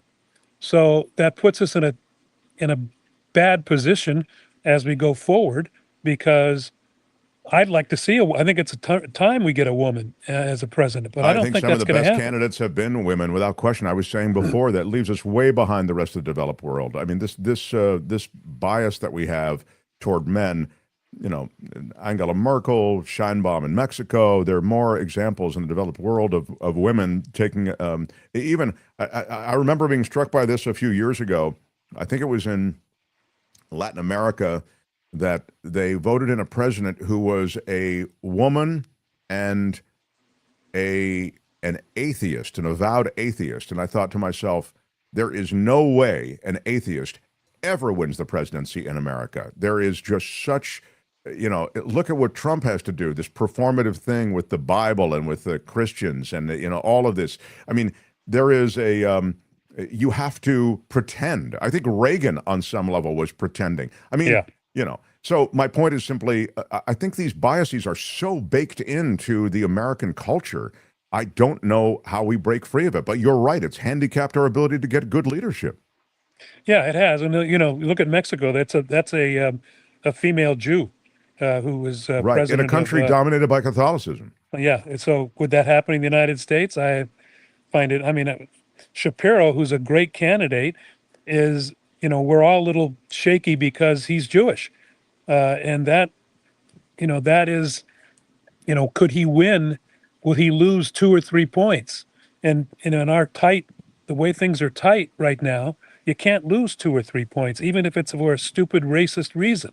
You can't do that. So it looks like the Democrats, from a political commentator place, which is where I'm at, is going to have to pick a white male in order to win back the presidency. Then let's see what happens in 4 to 8 years. Then maybe after the Democrats have gotten back in power, maybe they can get a woman to succeed whoever is the president this time.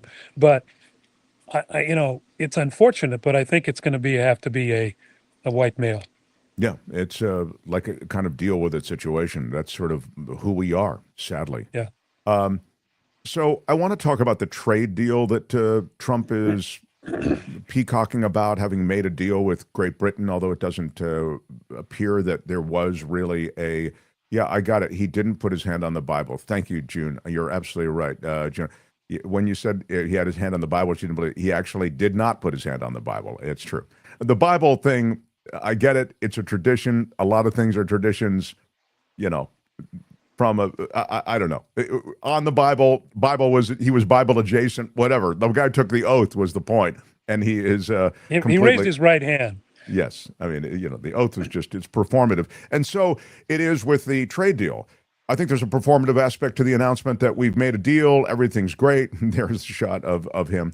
I don't know how this trade thing goes down. It strikes me as a shakedown of all of these different countries. We've touched on this before. There is a sense of an emerging patronage where these countries, all of whom have been hit with all of these different tariffs, have to come to him personally, and then they have to work something out. They have to give Donald Trump something in order to get tariff relief. The most outstanding example to me is Vietnam. 46% tariffs. Vietnam said, we'll drop all tariffs against the U.S., and we are fast-tracking and dropping all of the impediments to you building Trump Tower and a Trump resort in Vietnam. I mean, that's straight up pay to play, right? And this, I think, is being repeated over and over. Now, I don't know what degree that's included in this UK tariff deal, a deal like that. But what I'm saying is, overall, just generally, Jim, it seems as though this is a system of patronage that he is building in. Well, he said as much. I mean, he said, all these countries are coming and kissing my ass. That was his quote, kissing my ass. And that is exactly what he wants. That's the reason why he's there, for the power. We don't know what the details are on the UK deal. We'll I guess find out eventually, but right now we don't know. And as you're having the bottom line there, automakers are already calling it out because it does allow some imports of British cars. I would suspect we're talking about Land Rovers more than anything else, going to be flooding into the country with less of a. And there are no tariffs on the Rolls Royces, apparently, literally none. Yeah. Well, that's not going to help. Not going to hurt too many people, but no. But it's just sort of like one of those weird things. Why do you do that? Yeah. They also sell American plane makers. That's right. Engines. That's exactly Boeing. Right. Engines for aviation. Yeah. So that's one thing that's going to be. We're going to see. What we have to wait for, and what happened to this big announcement was supposed to happen by today. Wasn't there supposed to be a big announcement he was talking about that hasn't come I think across? he also says it might come on Monday, is what he was saying. Also, okay. Yeah, he's All right, we got to wait over the weekend now. Yeah, but when we hear that there's a deal with China and India, that's when we will know whether or not this trade war is over or just beginning. The Britain one, it's important, and Europe is important too, but China's our biggest trading partner. India is way up there. Mexico's like way up there, and when we hear details of how those are happening, then we'll know more about it. But in the meantime, if those tariffs continue, those ships are on the way, Right. with tariff goods on them. We're going to start paying more money. Yes, it's going to be for dolls. Your toys are going to be more expensive, and he trivialized that. And it is kind of trivia, but food prices are going to go up. All kinds of prices are going to go up for electronics and things like that. So, what he's doing to our economy, in just, what is it, 100 days, 110 days, is incredible. Nobody thought, I didn't think that he could destroy it in this quickly, but he is destroying it and very quickly. And the question is, and I think this is a question you've had, Mark, is how long this damage will last. Is there anything we can do to turn it around quickly, or are we going to be stuck in stagflation? We've got inflation already, but we're going to have stagflation, which means that there's high unemployment and high inflation at the same time. Those are things that are really going to hurt this country, and he's doing it on purpose. Yeah, that's the amazing thing. This guy inherited, as you've just sort of alluded to earlier, the best economy in the world, and he's trashed it in that 110 days to which you've referred. Donald Trump has floated cutting tariffs now, Jim, on China from 145% to 80%. And the major meeting is going down this weekend. He's looking to perhaps de-escalate the trade war with this announcement. Top U.S. officials are expected to meet at a high-level Chinese delegation this weekend in Switzerland. It's the first significant talk between America and China since Trump provoked this trade war with stiff tariffs on imports. The U.S. president wrote, 80% tariff on China seems right, up to Scott B. He wrote that on his social media account. Of course, Bessent is the guy who is trying to clean up the mess that Trump has created. Watching Bessent do the two-step and trying to justify the tariffs to begin with is entertaining, were it not so alarming. But both Bessent and Jameson Greer, the U.S. trade reps, are going to meet in Geneva this weekend. So, again, Trump willy-nilly just announcing, he's clearly trying to de-escalate the thing with China when he makes that announcement. But willy-nilly making these announcements and making these pronouncements and decision-making on policy that doesn't seem to reflect any kind of real analysis. It's more just, what he's feeling at the moment. Yeah. It is. It's pulling stuff out of his rear end, and he, then posts them on his Truth Social, and it becomes policy, and it's really dangerous. And we've seen how dangerous it is because of what he's done to the economy already. So yes, he is backpedaling. He's attempting to end the trade war that he started. It's like a fireman who starts a fire to put it out. It's really damaging to this country and irresponsible. And I don't know what, the big question has been for Democrats, and I'd be interested in hearing what you have to say about this, Mark, is that a lot of Democrats don't believe tariffs is the issue because they believe that tariffs are too hard for the public to understand, and they just kind of block it out. So they haven't really taken him on as effectively as they could. A lot of Democrats, Schumer just sitting on his hands, doing nothing, and leaving it to the likes of AOC and Bernie Sanders to go out there and complain and politic. And I guess Newsom, to some extent, with his podcast, is out there talking, and Pritzker is talking, and Pritzker is urging other Democrats to come out and set the place on fire, but they're not. I mean, Hakeem Jeffries what is he doing? Nothing. It's really a shame, and I don't know that strategy is going to work. I think that it's interesting too that they'd have an aversion to talking about tariffs when I actually think tariffs is the one thing you really can get traction on. The thing that I think is a more difficult political subject to bring up and make a political win is still a critically important one. It's the one that we touched on first. that's the due process due all people in the U.S. I mean, that it relates to these immigrants who are here either illegally, undocumented, whatever, and have been spirited away to El Salvador. Then they're talking about now Libya. They make, these, and a lot of these people are on these planes. There was no due process, and they were just day laborers. There's nothing. I mean, there's I think a lot of evidence that a lot of the people who are being deported fall into this category of, gosh, I just was here undocumented. I didn't do anything. I don't have a criminal record of any kind. So anyway, that issue about El Salvador, as you know, the Democrats specifically said, don't go to El Salvador anymore. They told their various delegations, this is a loser for us, this immigration thing. People want these, what are perceived as bad guys, out of the country, and they don't really care about the due process part. And we're wrapping ourselves around a conversation about who this Brego Garcia is, as opposed to the question of due process. So they've decided that's a net loser. Okay, but then to your point, tariffs, that is a net winner. That is turning the economy on its side. All economists agree on this.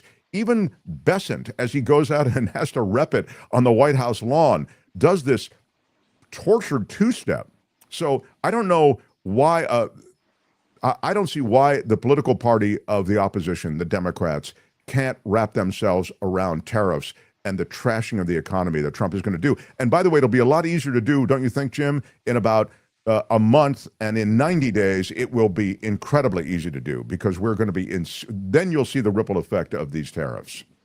Yeah. So to your first point, I don't think people understand. There's still too much dispute, not among real economists, but again, the Republican propaganda machine, that tariffs are not going to cost Americans, okay? That tariffs are going to cost China. They believe that, okay? So tariffs themselves is a difficult issue, I believe. You're right. Prices, the economy, what it's going to do to our grocery prices and to the prices of things you buy. In 30 days, when those things are way up, and when those ships get here with very expensive material for Christmas, that's going to be an issue for the Democrats to seize on. And that is the right issue. As far as the deportation issue, it's unfortunate, but you're right. Americans thought during the election, well, he's not going to come after me, so this deportation thing is okay. Even Latinos who are here legally, my relatives, have no sympathy, or have little sympathy, for those who are here illegally. Now, sorry about the airplane. No, we really can't hear it too badly, so it sounds worse for you. Don't worry about it. Okay. I believe that myself, that those who are illegally here, or not, who are here and without papers or undocumented, and who are not breaking the law and are contributing to our society, picking our crops, cooking our food, cleaning our houses, those folks should be left alone. And that hasn't happened.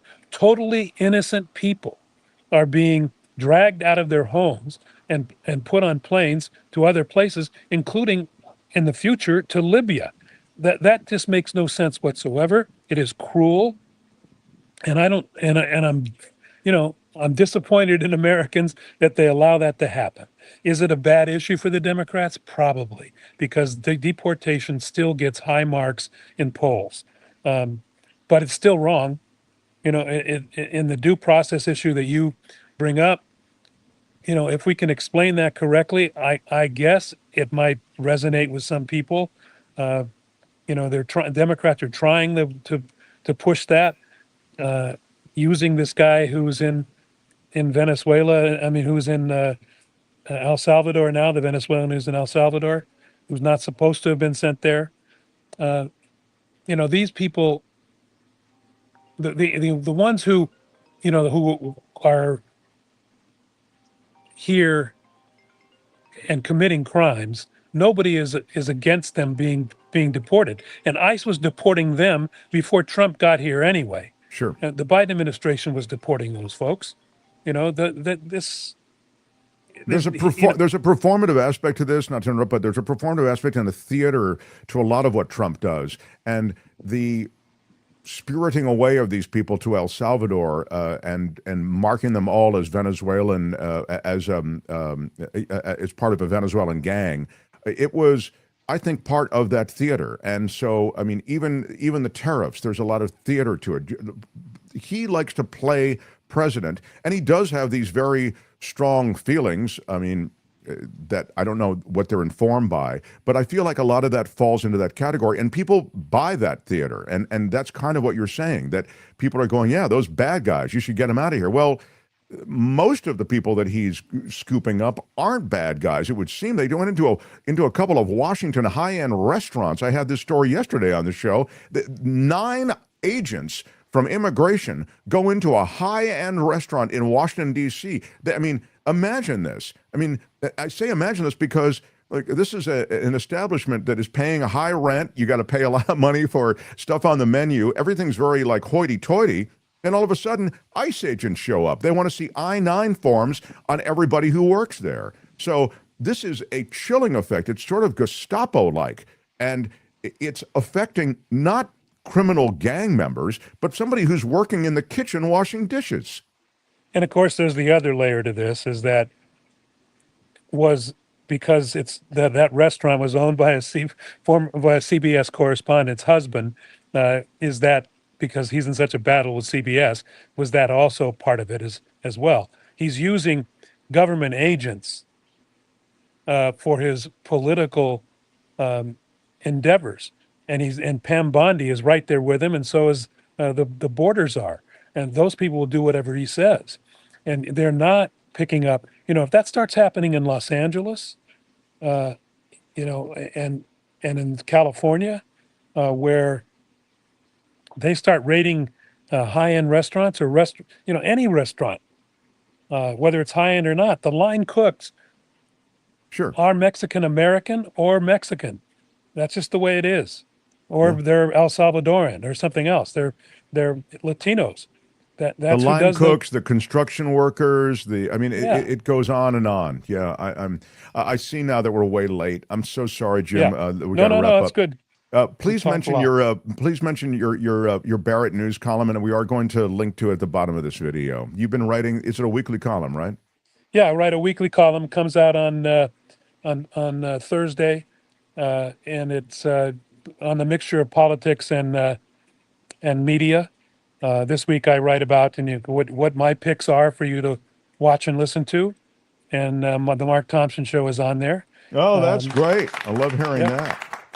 There it is, Jim Avila, Barrett Media. There. All right, we'll link to it. We'll link to it under this video, and we look forward to our next conversation. Thanks, my friend. Be well. Okay, see you, Mark. See you. Jim Avila, everybody. Right on. The Mark Thompson Show. Wow, how did we get so late? I don't understand how it turned into such a late day here, Albert. I blame you. Yes, well, I think that might be. I'm so glad that's recorded. Thank you, Trevor Starr, for pulling that, so I don't have to say it repeatedly. Yeah, exactly. Yeah, that's right. Kim, how are you? All right, so super sticker from Tech Stan. $10 super sticker. How about a big shout out for Tech Stan? Big shout out. This is our big Spring Ka-Ching fundraiser. Y'all go to hell. I'm going back to Texas. Yeah, that's right, baby. You know, y'all can all go to hell, and I'm going back to Texas. I'm going back to Tech Stan. How about that? Thank That's you. right. Thank you, Tex. $10 and appreciate it. It will be going to good use here on the show. What's the situation with why is the late night comedian? Why do the late night comedians have writers that can simplify messages, but the DNC can't? Shaking my head. Yeah, that's so true. CC Ryder writes that. It's true. There is a reducto that they do on the late night shows, and the Daily Show does it, and Colbert and Kimmel, they all do it. I don't know what the problem is, why Democrats can't do similarly. I mean, I think it's a lot about the messenger. the messenger. I don't think. Oh, there you are, Michael. I was worried about you missing the call. The messenger is critical. The message is critical, and how it's packaged is critical. And so, as we've said, Chuck Schumer's past his expiration date. It's not just age, because as I've told you before, I don't think age has anything to do with it on some level. Bernie Sanders is a firebrand, and he's older than all of these guys. But he gets out there and he speaks truth to power, and he does it in a dynamic and passionate way. So it's not that. It really is Democrats having to get their act together. I think some of the shining stars of the Democratic Party may be somebody like a J.B. Pritzker. I mean, you have to look at the viability of. Are you watching something, Michael? I can hear something. Okay. Well, I can hear something, pal. He's just wrapping up that last movie before he has to review it. Okay. Oh, is that it? I blame you. Maybe it's my fault. I don't know. He's just getting a little more work there done at the end, and Yeah, he's getting no volume. Okay. All right. It's fine. This will all come out of the inquiry, Michael. No need to, All right. All right, Albert, Kim, tell me what I do at this point. I think at this point you go directly to Michael Snyder, and we start pop culturing and movieing and all these wonderful things. All right. I mean, I hate to bump my own news, but this is how it has to happen. All right. We got it. The Mark Thompson Show. So excited Fridays. He comes in with his passel of stuff and his computer and his writings and all these things. It's the music and the movies, and he comes and he goes on a rainbow. How about it for the amazing Culture Blaster, Michael Snyder? Salutations all. Mark, I am kind of a glass half full guy. Is that right? I didn't know that. So I have to say thanks to Donald Trump for bringing that wine-guzzling Jeanine Pirro into his administration. He has done more to rid Fox News of its legion of delusional dispensers of disinformation than 100 lawsuits. You want to get her off she was bothering you on the 5. It'll be good to have her off of Fox. Get her out of there. Get all of them out of there. First it was Hegseth. No, who knows? It's an endless pipeline to Trumpy's administration. By the way, speaking of current events, congratulations to Chicago-born Pope Leo XIV. Oh, yeah. In the wake of his ascension, the Vatican just announced that a Bulls jersey with the number 14 will now be an official part of the pontiff's vestments. I love that. Wouldn't that be great? You got to do some things to bring some new people into the church. Am I right? The primary team color is papal red. Haven't you seen these jerseys? Anyway, oh my God. He's a sports fan. You guys would have a lot in common. If you ever run into the Pope, you can talk to him. Yeah, I want him to pray for Steph Curry. It is a sad state right now, isn't it? They pulled out that first game, the Warriors over the T-Wolves. One more quick note. With Curry just playing one half. Yeah, exactly. One quarter, actually. Oddly enough, in a strange confluence, the Giants are playing the Minnesota Twins in Minnesota starting tonight. Mm-hmm. As the Warriors face the Minnesota Timberwolves back at Chase Center. That is confluence, and confluence is a ding word. Speaking of confluences, we got to get cracking, baby. Got to get cracking. Let's go. Okay, Josh Hartnett, who was pretty much a mid-level, aging, pretty boy actor until he showed up. He was the it boy for like a month. Yeah. And then he disappeared. And then he shows up in this period miniseries, Penny Dreadful, a few years ago, and kicked serious butt. Huh? And I'm like, oh my God, this guy has aged into this sort of swagger. And I was pretty impressed. And now he's making a play for big league action hero status in the wild and wacky Fight or Flight. I sometimes get them inverted. Fight or Flight. This is good. Hartnett plays a slovenly ex-government agent named Lucas Reyes, and he's stuck in Bangkok with a no-fly situation after he goes off the reservation and is booted out of the service.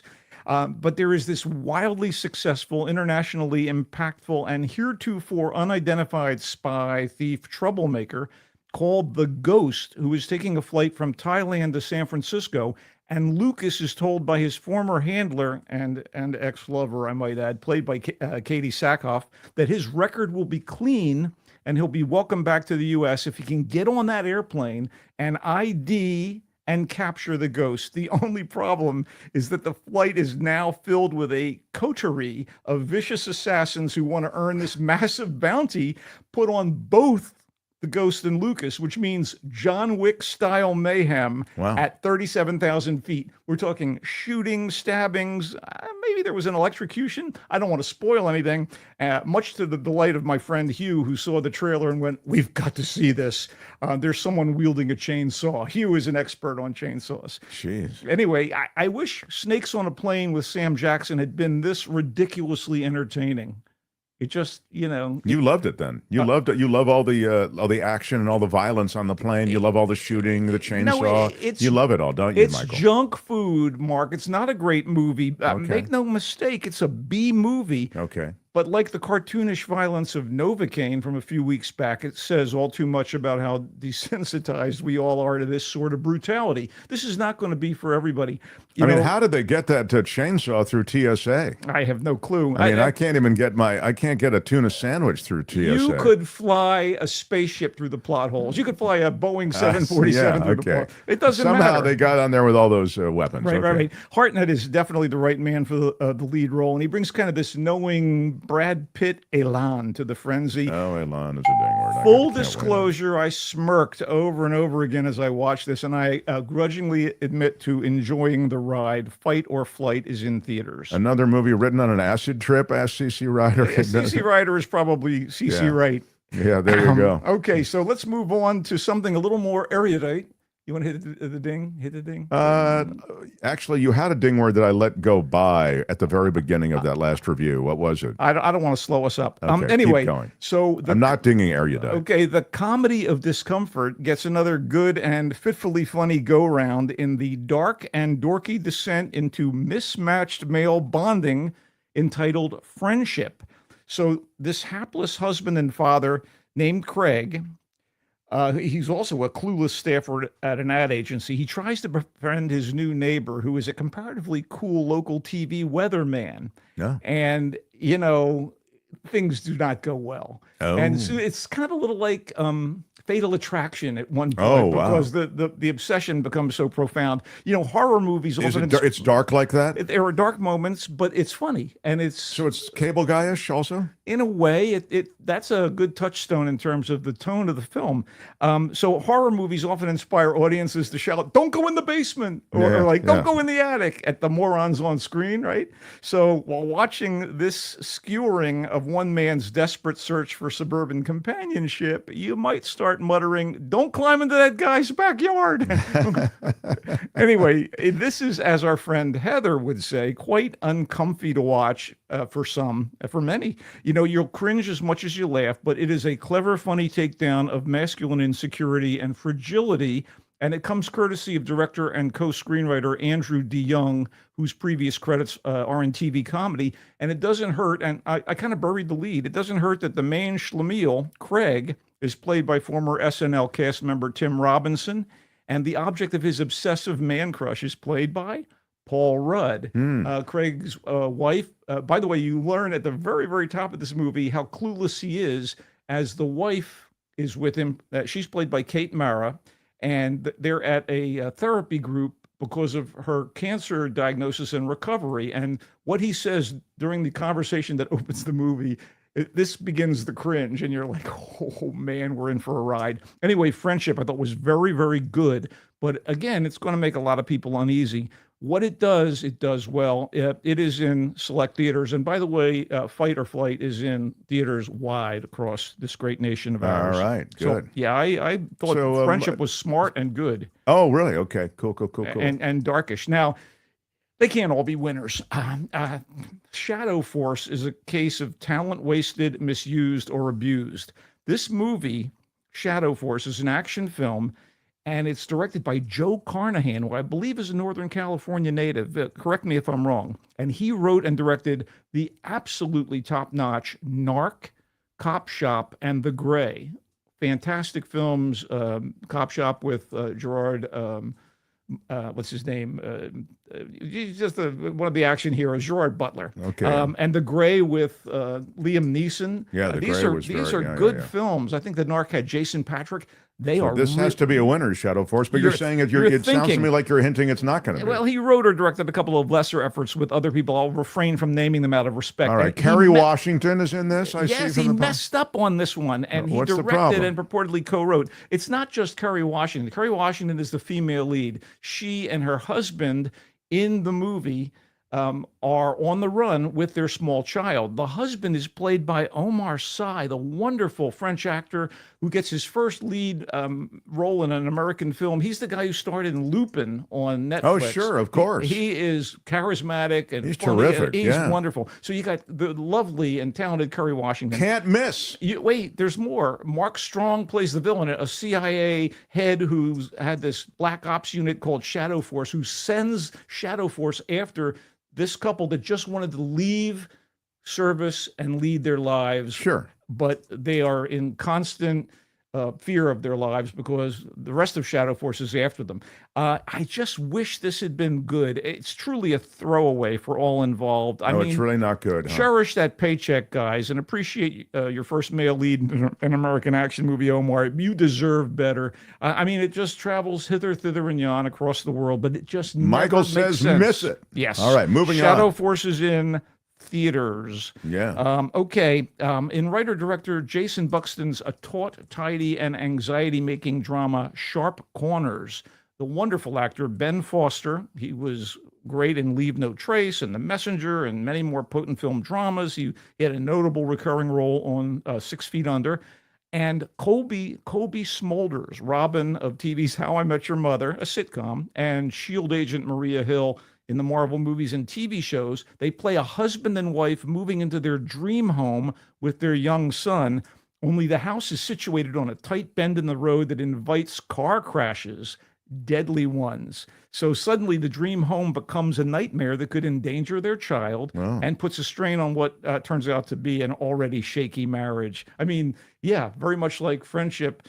Sharp Corners examines the relationship of material ownership. A man's home is his castle, that sort of thing. Mm-hmm. And the idea of how important it is to have a content spouse and protect your offspring to engender self-worth. Sure. This is very powerful, small scale. Again, it's called Sharp Corners. It's in select theaters and streaming on demand this weekend. Terrific performances, a smart script, and there is a bit of dread. Sharp corner, he likes it. Both dark and provocative and effective. Yeah. So our pal Tim Sika last week jumped the gun and reviewed a movie called Henry Johnson, which is a drama that has been written and directed by David Mamet, the Pulitzer Prize-winning playwright. And he may have become bizarrely conservative in his later years, but he remains a hell of a writer, especially when it comes to dialogue, both pithy and elliptical. And Henry Johnson is a character study broken into essentially 3 acts, and it's very strange in that regard. The first act is stunningly good with a subtly menacing performance by the character actor Chris Bauer as the head of a law firm, and Evan Jonigate as the title character Henry Johnson, who is a junior member of the firm on the hot seat for his efforts on behalf of a questionable and manipulative acquaintance. And boy, the punchline of that first act is fantastic. You cut to the second act, and Henry is in jail, and it goes from there, and you find out why he's in jail and the circumstances of his incarceration. And there he is with the very person who he was standing up for, who got him into trouble. And this con is played by Shia LaBeouf in the second film in a couple of weeks, where the guy does incredible work. The acting in this thing is first rate. But the second and third acts, which are set essentially in jail and see the provenance of Henry Johnson in the wake of whatever happens at the law firm that sets up the entire story, not quite so plausible. And it kind of just seems to be circling the drain in my book. But it's still a smart, well-acted piece of work. I just didn't think it was great. I know Tim was very excited about it, but I just thought, they're looking into power dynamics and who's in charge and what can you get away with. And the idea of people trying to get away with whatever they can in this current climate is so reflective of the Trump administration that there is a certain topicality to Henry Johnson. And I don't know if Mamet meant for that to be the case because, like I said, he took a Kind hard of, turn to kind the of right. winger. No, what is where can we see it? It is available right now in select theaters and streaming, just All right. like Sharp Corners. You get both. If you're in a city that has it at a theater, great. But if not, you can access it otherwise. Okay, you know, every week brings another horror movie. Every week, and so we have one called Clown in a Cornfield.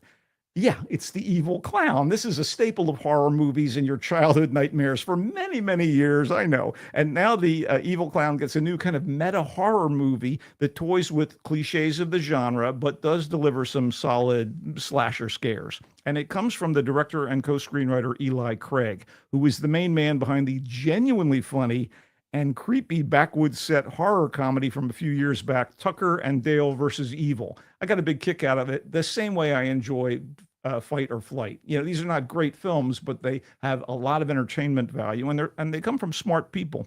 So, Clown in the Cornfield is an adaptation of the novel of the same name, and it's about a small but fading Midwestern town called Kettle Springs, and a doctor and his teenage daughter, move there because he needs work, and they have left Philadelphia because mom died, and so he's trying to get a new start. And she becomes enmeshed with the teen clique, all of whom are crazy about posting YouTube videos and actually building a mythology about a local killer clown named Friendo. And Friendo is initially the mascot of this once flourishing corn syrup company in Kettle Springs, but it turns out that Friendo might actually be a real monster out there killing teenagers, as you know, often happens in these horror movies. Yeah. Teens are always the target. Anyway, you know what? A few significant plot threads are not only left dangling, but seemingly ignored by the characters that they would obviously impact. There are not a bunch of famous actors and such in this thing, but Craig does a pretty good job with it. And we do get a couple of familiar faces, among them Kevin Durand as a local town bigwig, and Will Sasso, formerly of Mad TV, playing the local head sheriff. But, you know, for what it is, it's good. It's just not for you. It's All not right. for you. Clown in the Cornfield, not bad. It's in theaters? It is in theaters, and it's opening wide. You know, I want to do something that you expect from me, and I got to do it. Let's go foreign briefly. Focusing on towns and cities away from the usual Beijing, Shanghai, and Hong Kong locations caught by the tides is a window into modern Chinese life and culture and how it's changed over the past 2 decades, both technologically and socially, as seen through the relationship between two people. So the movie is kind of a collage or a pastiche of old school home video from early this century, scenes and outtakes from a few movies, all of which are the work of Zhang Jia.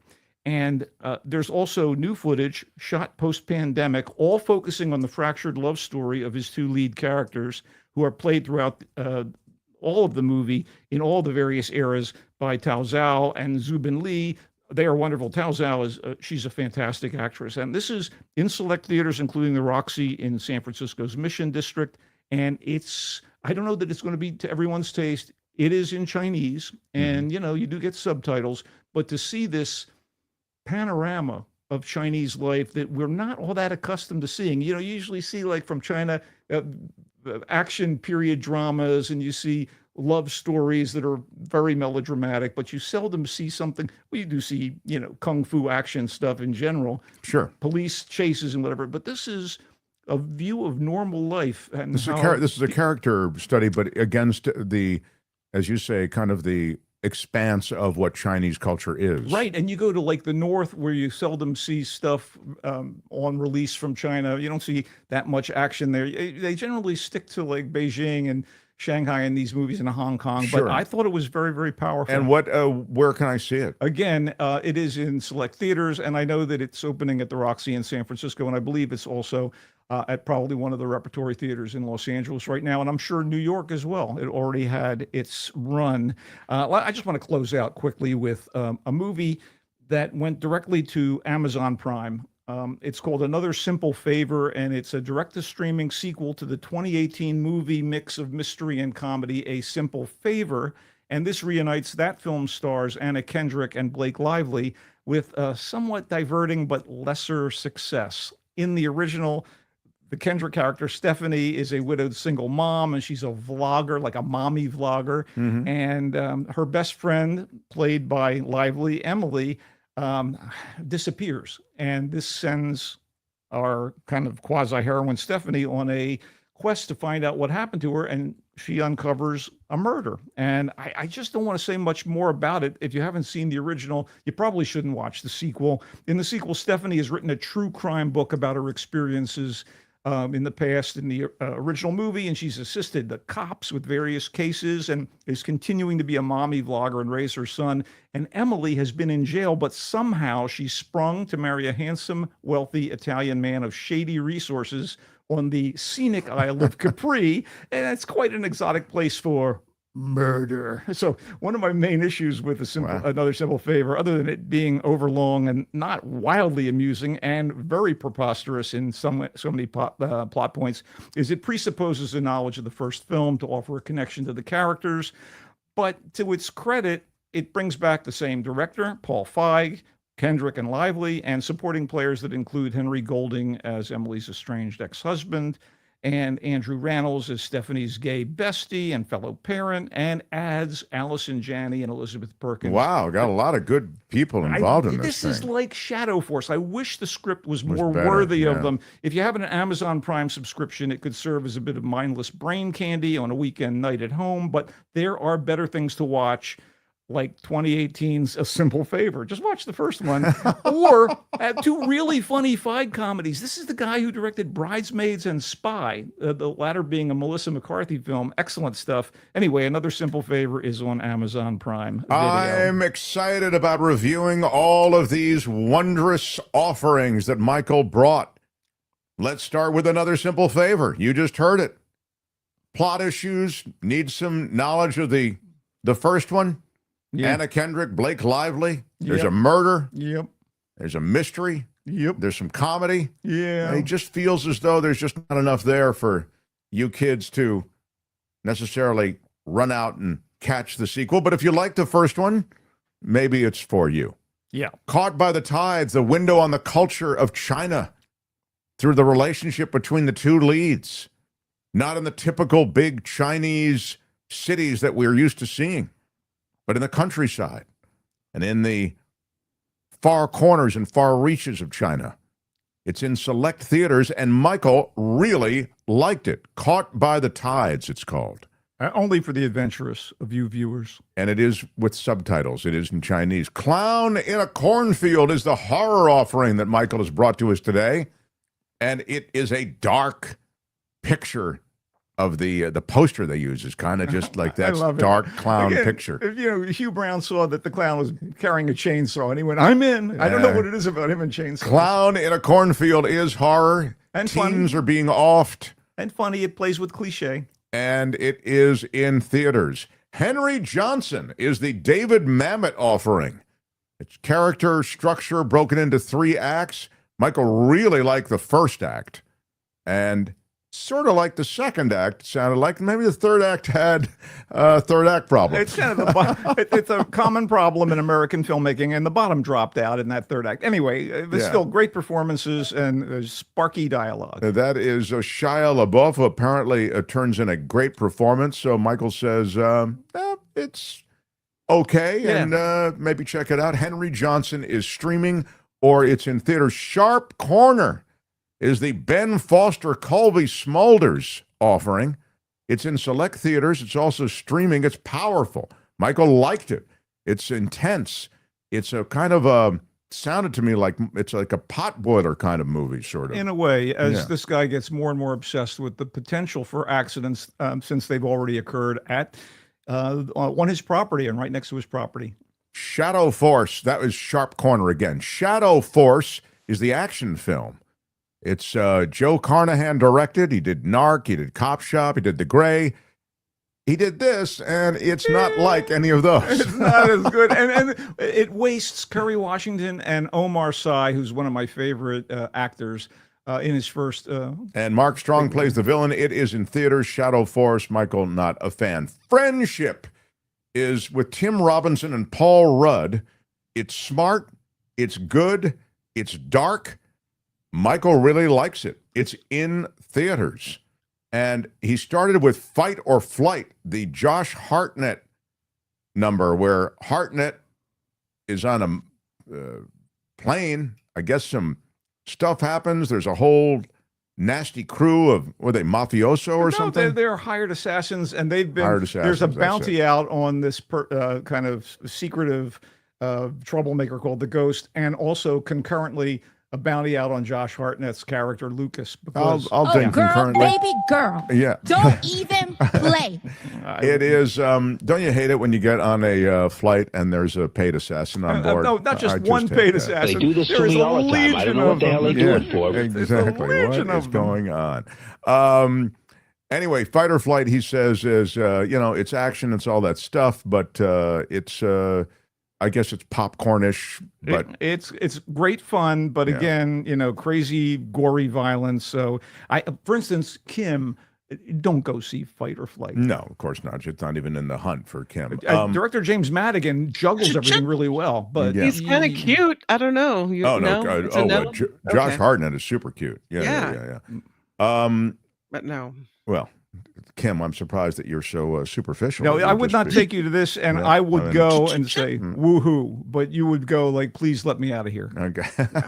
Okay. Thank you for thinking of me. Wow, Michael, you got a lot in. I'm very impressed this week with the work you've done to bring a little daylight to the world of entertainment. My pleasure. We'll come back next week. I hope from remote. I think I'll be in Seattle, but I'm going to probably try to talk about the second season of Poker Face with Natasha Lyonne that just started up. There's so much to do and so much to enjoy and so much to avoid. Good luck to the Dubs and Giants and Michael, who comes and goes on a rainbow. Bye-bye, Michael Snyder. So long, everybody. Have a great weekend. I'm excited that we had a very productive visit with our wonderful Mark Thompson Show. By the way, Michael Snyder, you can read his stuff. TheVoiceSF.org is where you can see more of his wondrous musings. And let's I do enjoy our chat. So for those of you listening, check out the YouTube show sometime, and you can check out the chat. You can even watch in delay, and you can see a lot of stuff. And we have very smart chatters and fun chatters. Joan Hollywood says, have a peaceful weekend. Love to your sweet kitty. Oh, thank you, Joan Hollywood. Yeah, we have a rough time with my little boy, Charlie. Love him so much. But thank you. Big shout out to Joan Hollywood. Big shout out. Susan Roberts, a $15 super chat, says, love your show. Keep up the great shows. Hoping Charlie can hang in there a little longer. My cat is not doing well, so I know what you're going through. It is so hard. And of course, as you know, we just had to put down another cat. And so it's very, very, we've got some challenges right now, but we're doing our best. And I spend a lot of time with my little boy, Charlie, because I think he's very lonely right now, having lost the other cat. So there's all of that. And so I spend like a lot of time just back there. I do all of my research, all my reading. I try to do it with Charlie. You know what I mean? So there's that. So you and Charlie read Sarah Kendzior books together? Yes, exactly. Yeah. That's precisely what it is. CC Ryder says, hey, is Jesse Waters on deck for the next cabinet role? Dear God, help us. Yeah, that's right. There's still a bunch of Fox people who have yet to get cabinet appointments or high-profile appointments in this new administration. This is interesting, but we are out of time, so I can't ask him. Michael will ask him next week about the 100% tariff on movies, etc. It's not a real thing. I mean, don't you? I am actually planning to write a column on it, actually. Oh, you're going to write a column on it? Okay, I think good. so. Just good. Obviously, making fun of everything. Okay, so D. Elliott, watch for Michael Snyder's column as well. Anything else, Kim, Albert, do we have anything? I do have a little bit of breaking news just to share before we check out. And that is this story, which is that the mayor of a New Jersey mayor has been arrested at an ICE detention center. So, oh my God! That's interesting. He wouldn't. I assume it's because he wouldn't. This is the threat that Holman had, which is, if you mayors and governors don't start cooperating with this administration on our deportation plans, we're going to arrest you. Well, this I mayor, assume that's it, right? This mayor, his name is Raz Baraka, and he's been protesting the opening of this new ICE facility through the week, saying that the people opening it don't have the proper permits. He's been protesting, getting out there and saying you can't open this place. And now he's been arrested because of it. He was protesting and they said, we don't like it, and off you go. So I'm just curious what they arrested him for. I think he was arrested for trespassing is what I'm seeing. Alina Haba has posted on X. The mayor of Newark, Ross Baraka, committed trespass and ignored multiple warnings from Homeland Security to remove himself from the ICE detention center in Newark. He has been finally chosen to disregard the law. This will not stand. Blah, right. Blah, blah. Okay. So it's a way. It wasn't quite. He wasn't arrested because he defied some kind of order in a sanctuary city type way. It was because they got him on. It's a way of intimidating. This is all intimidation. So yeah. But again, this is the theater of this administration. And even as we talked about it before, Obama and Biden both had huge numbers of deportations. I mean, they may exceed in the end what the deportations were under and are under Trump. But what you're seeing is the theater of deportation, arrest, everything around immigration, because they know that, this is the thing that Americans do respond well to. The whole idea, I was talking to Avila about it, that immigration is a winning issue for this administration, will continue to be informed by, I think, incidents like this, which are a bit of theater. And I think Cassandra is right when she says it's the face of fascism. Yeah, it's also, it's the face of the aggression of this administration, and the aggression polls well with those who are supporters of the president. Get out there and kick some ass is sort of the general disposition. But thank you for that. Yeah. And I also wanted to mention before we go, not to end the show on a Debbie Downer note, but former Supreme Court Justice David Souter passed away. I saw that as well. Yeah, that's it's always sad with the passing of these. We can talk more about that maybe on Monday. But for now, it is a wrap on a week here. I want to thank so many for joining us today. Sarah Kendzior, perhaps top of the crew, loved the fact that she came through. Definitely check out her books. There are links to all of them. Also, Jim Avila, Michael Snyder, Albert, thank you for Friday Fabulous Florida. Monday on the show, Gary Dietrich, and we also have some special guests coming through next week. Thanks to Dr. Paul Offit for coming through the show yesterday. We've had a great week, and thanks for all your support, everyone. Appreciate that. I'm Shadow Stevens for the Mark Thompson Show. Bye-bye. Spring Change continues, but truly thank you for Out of time. Bye-bye. helping to keep us on the air. After Party Love is next. We're out of time. Until next time, bye-bye.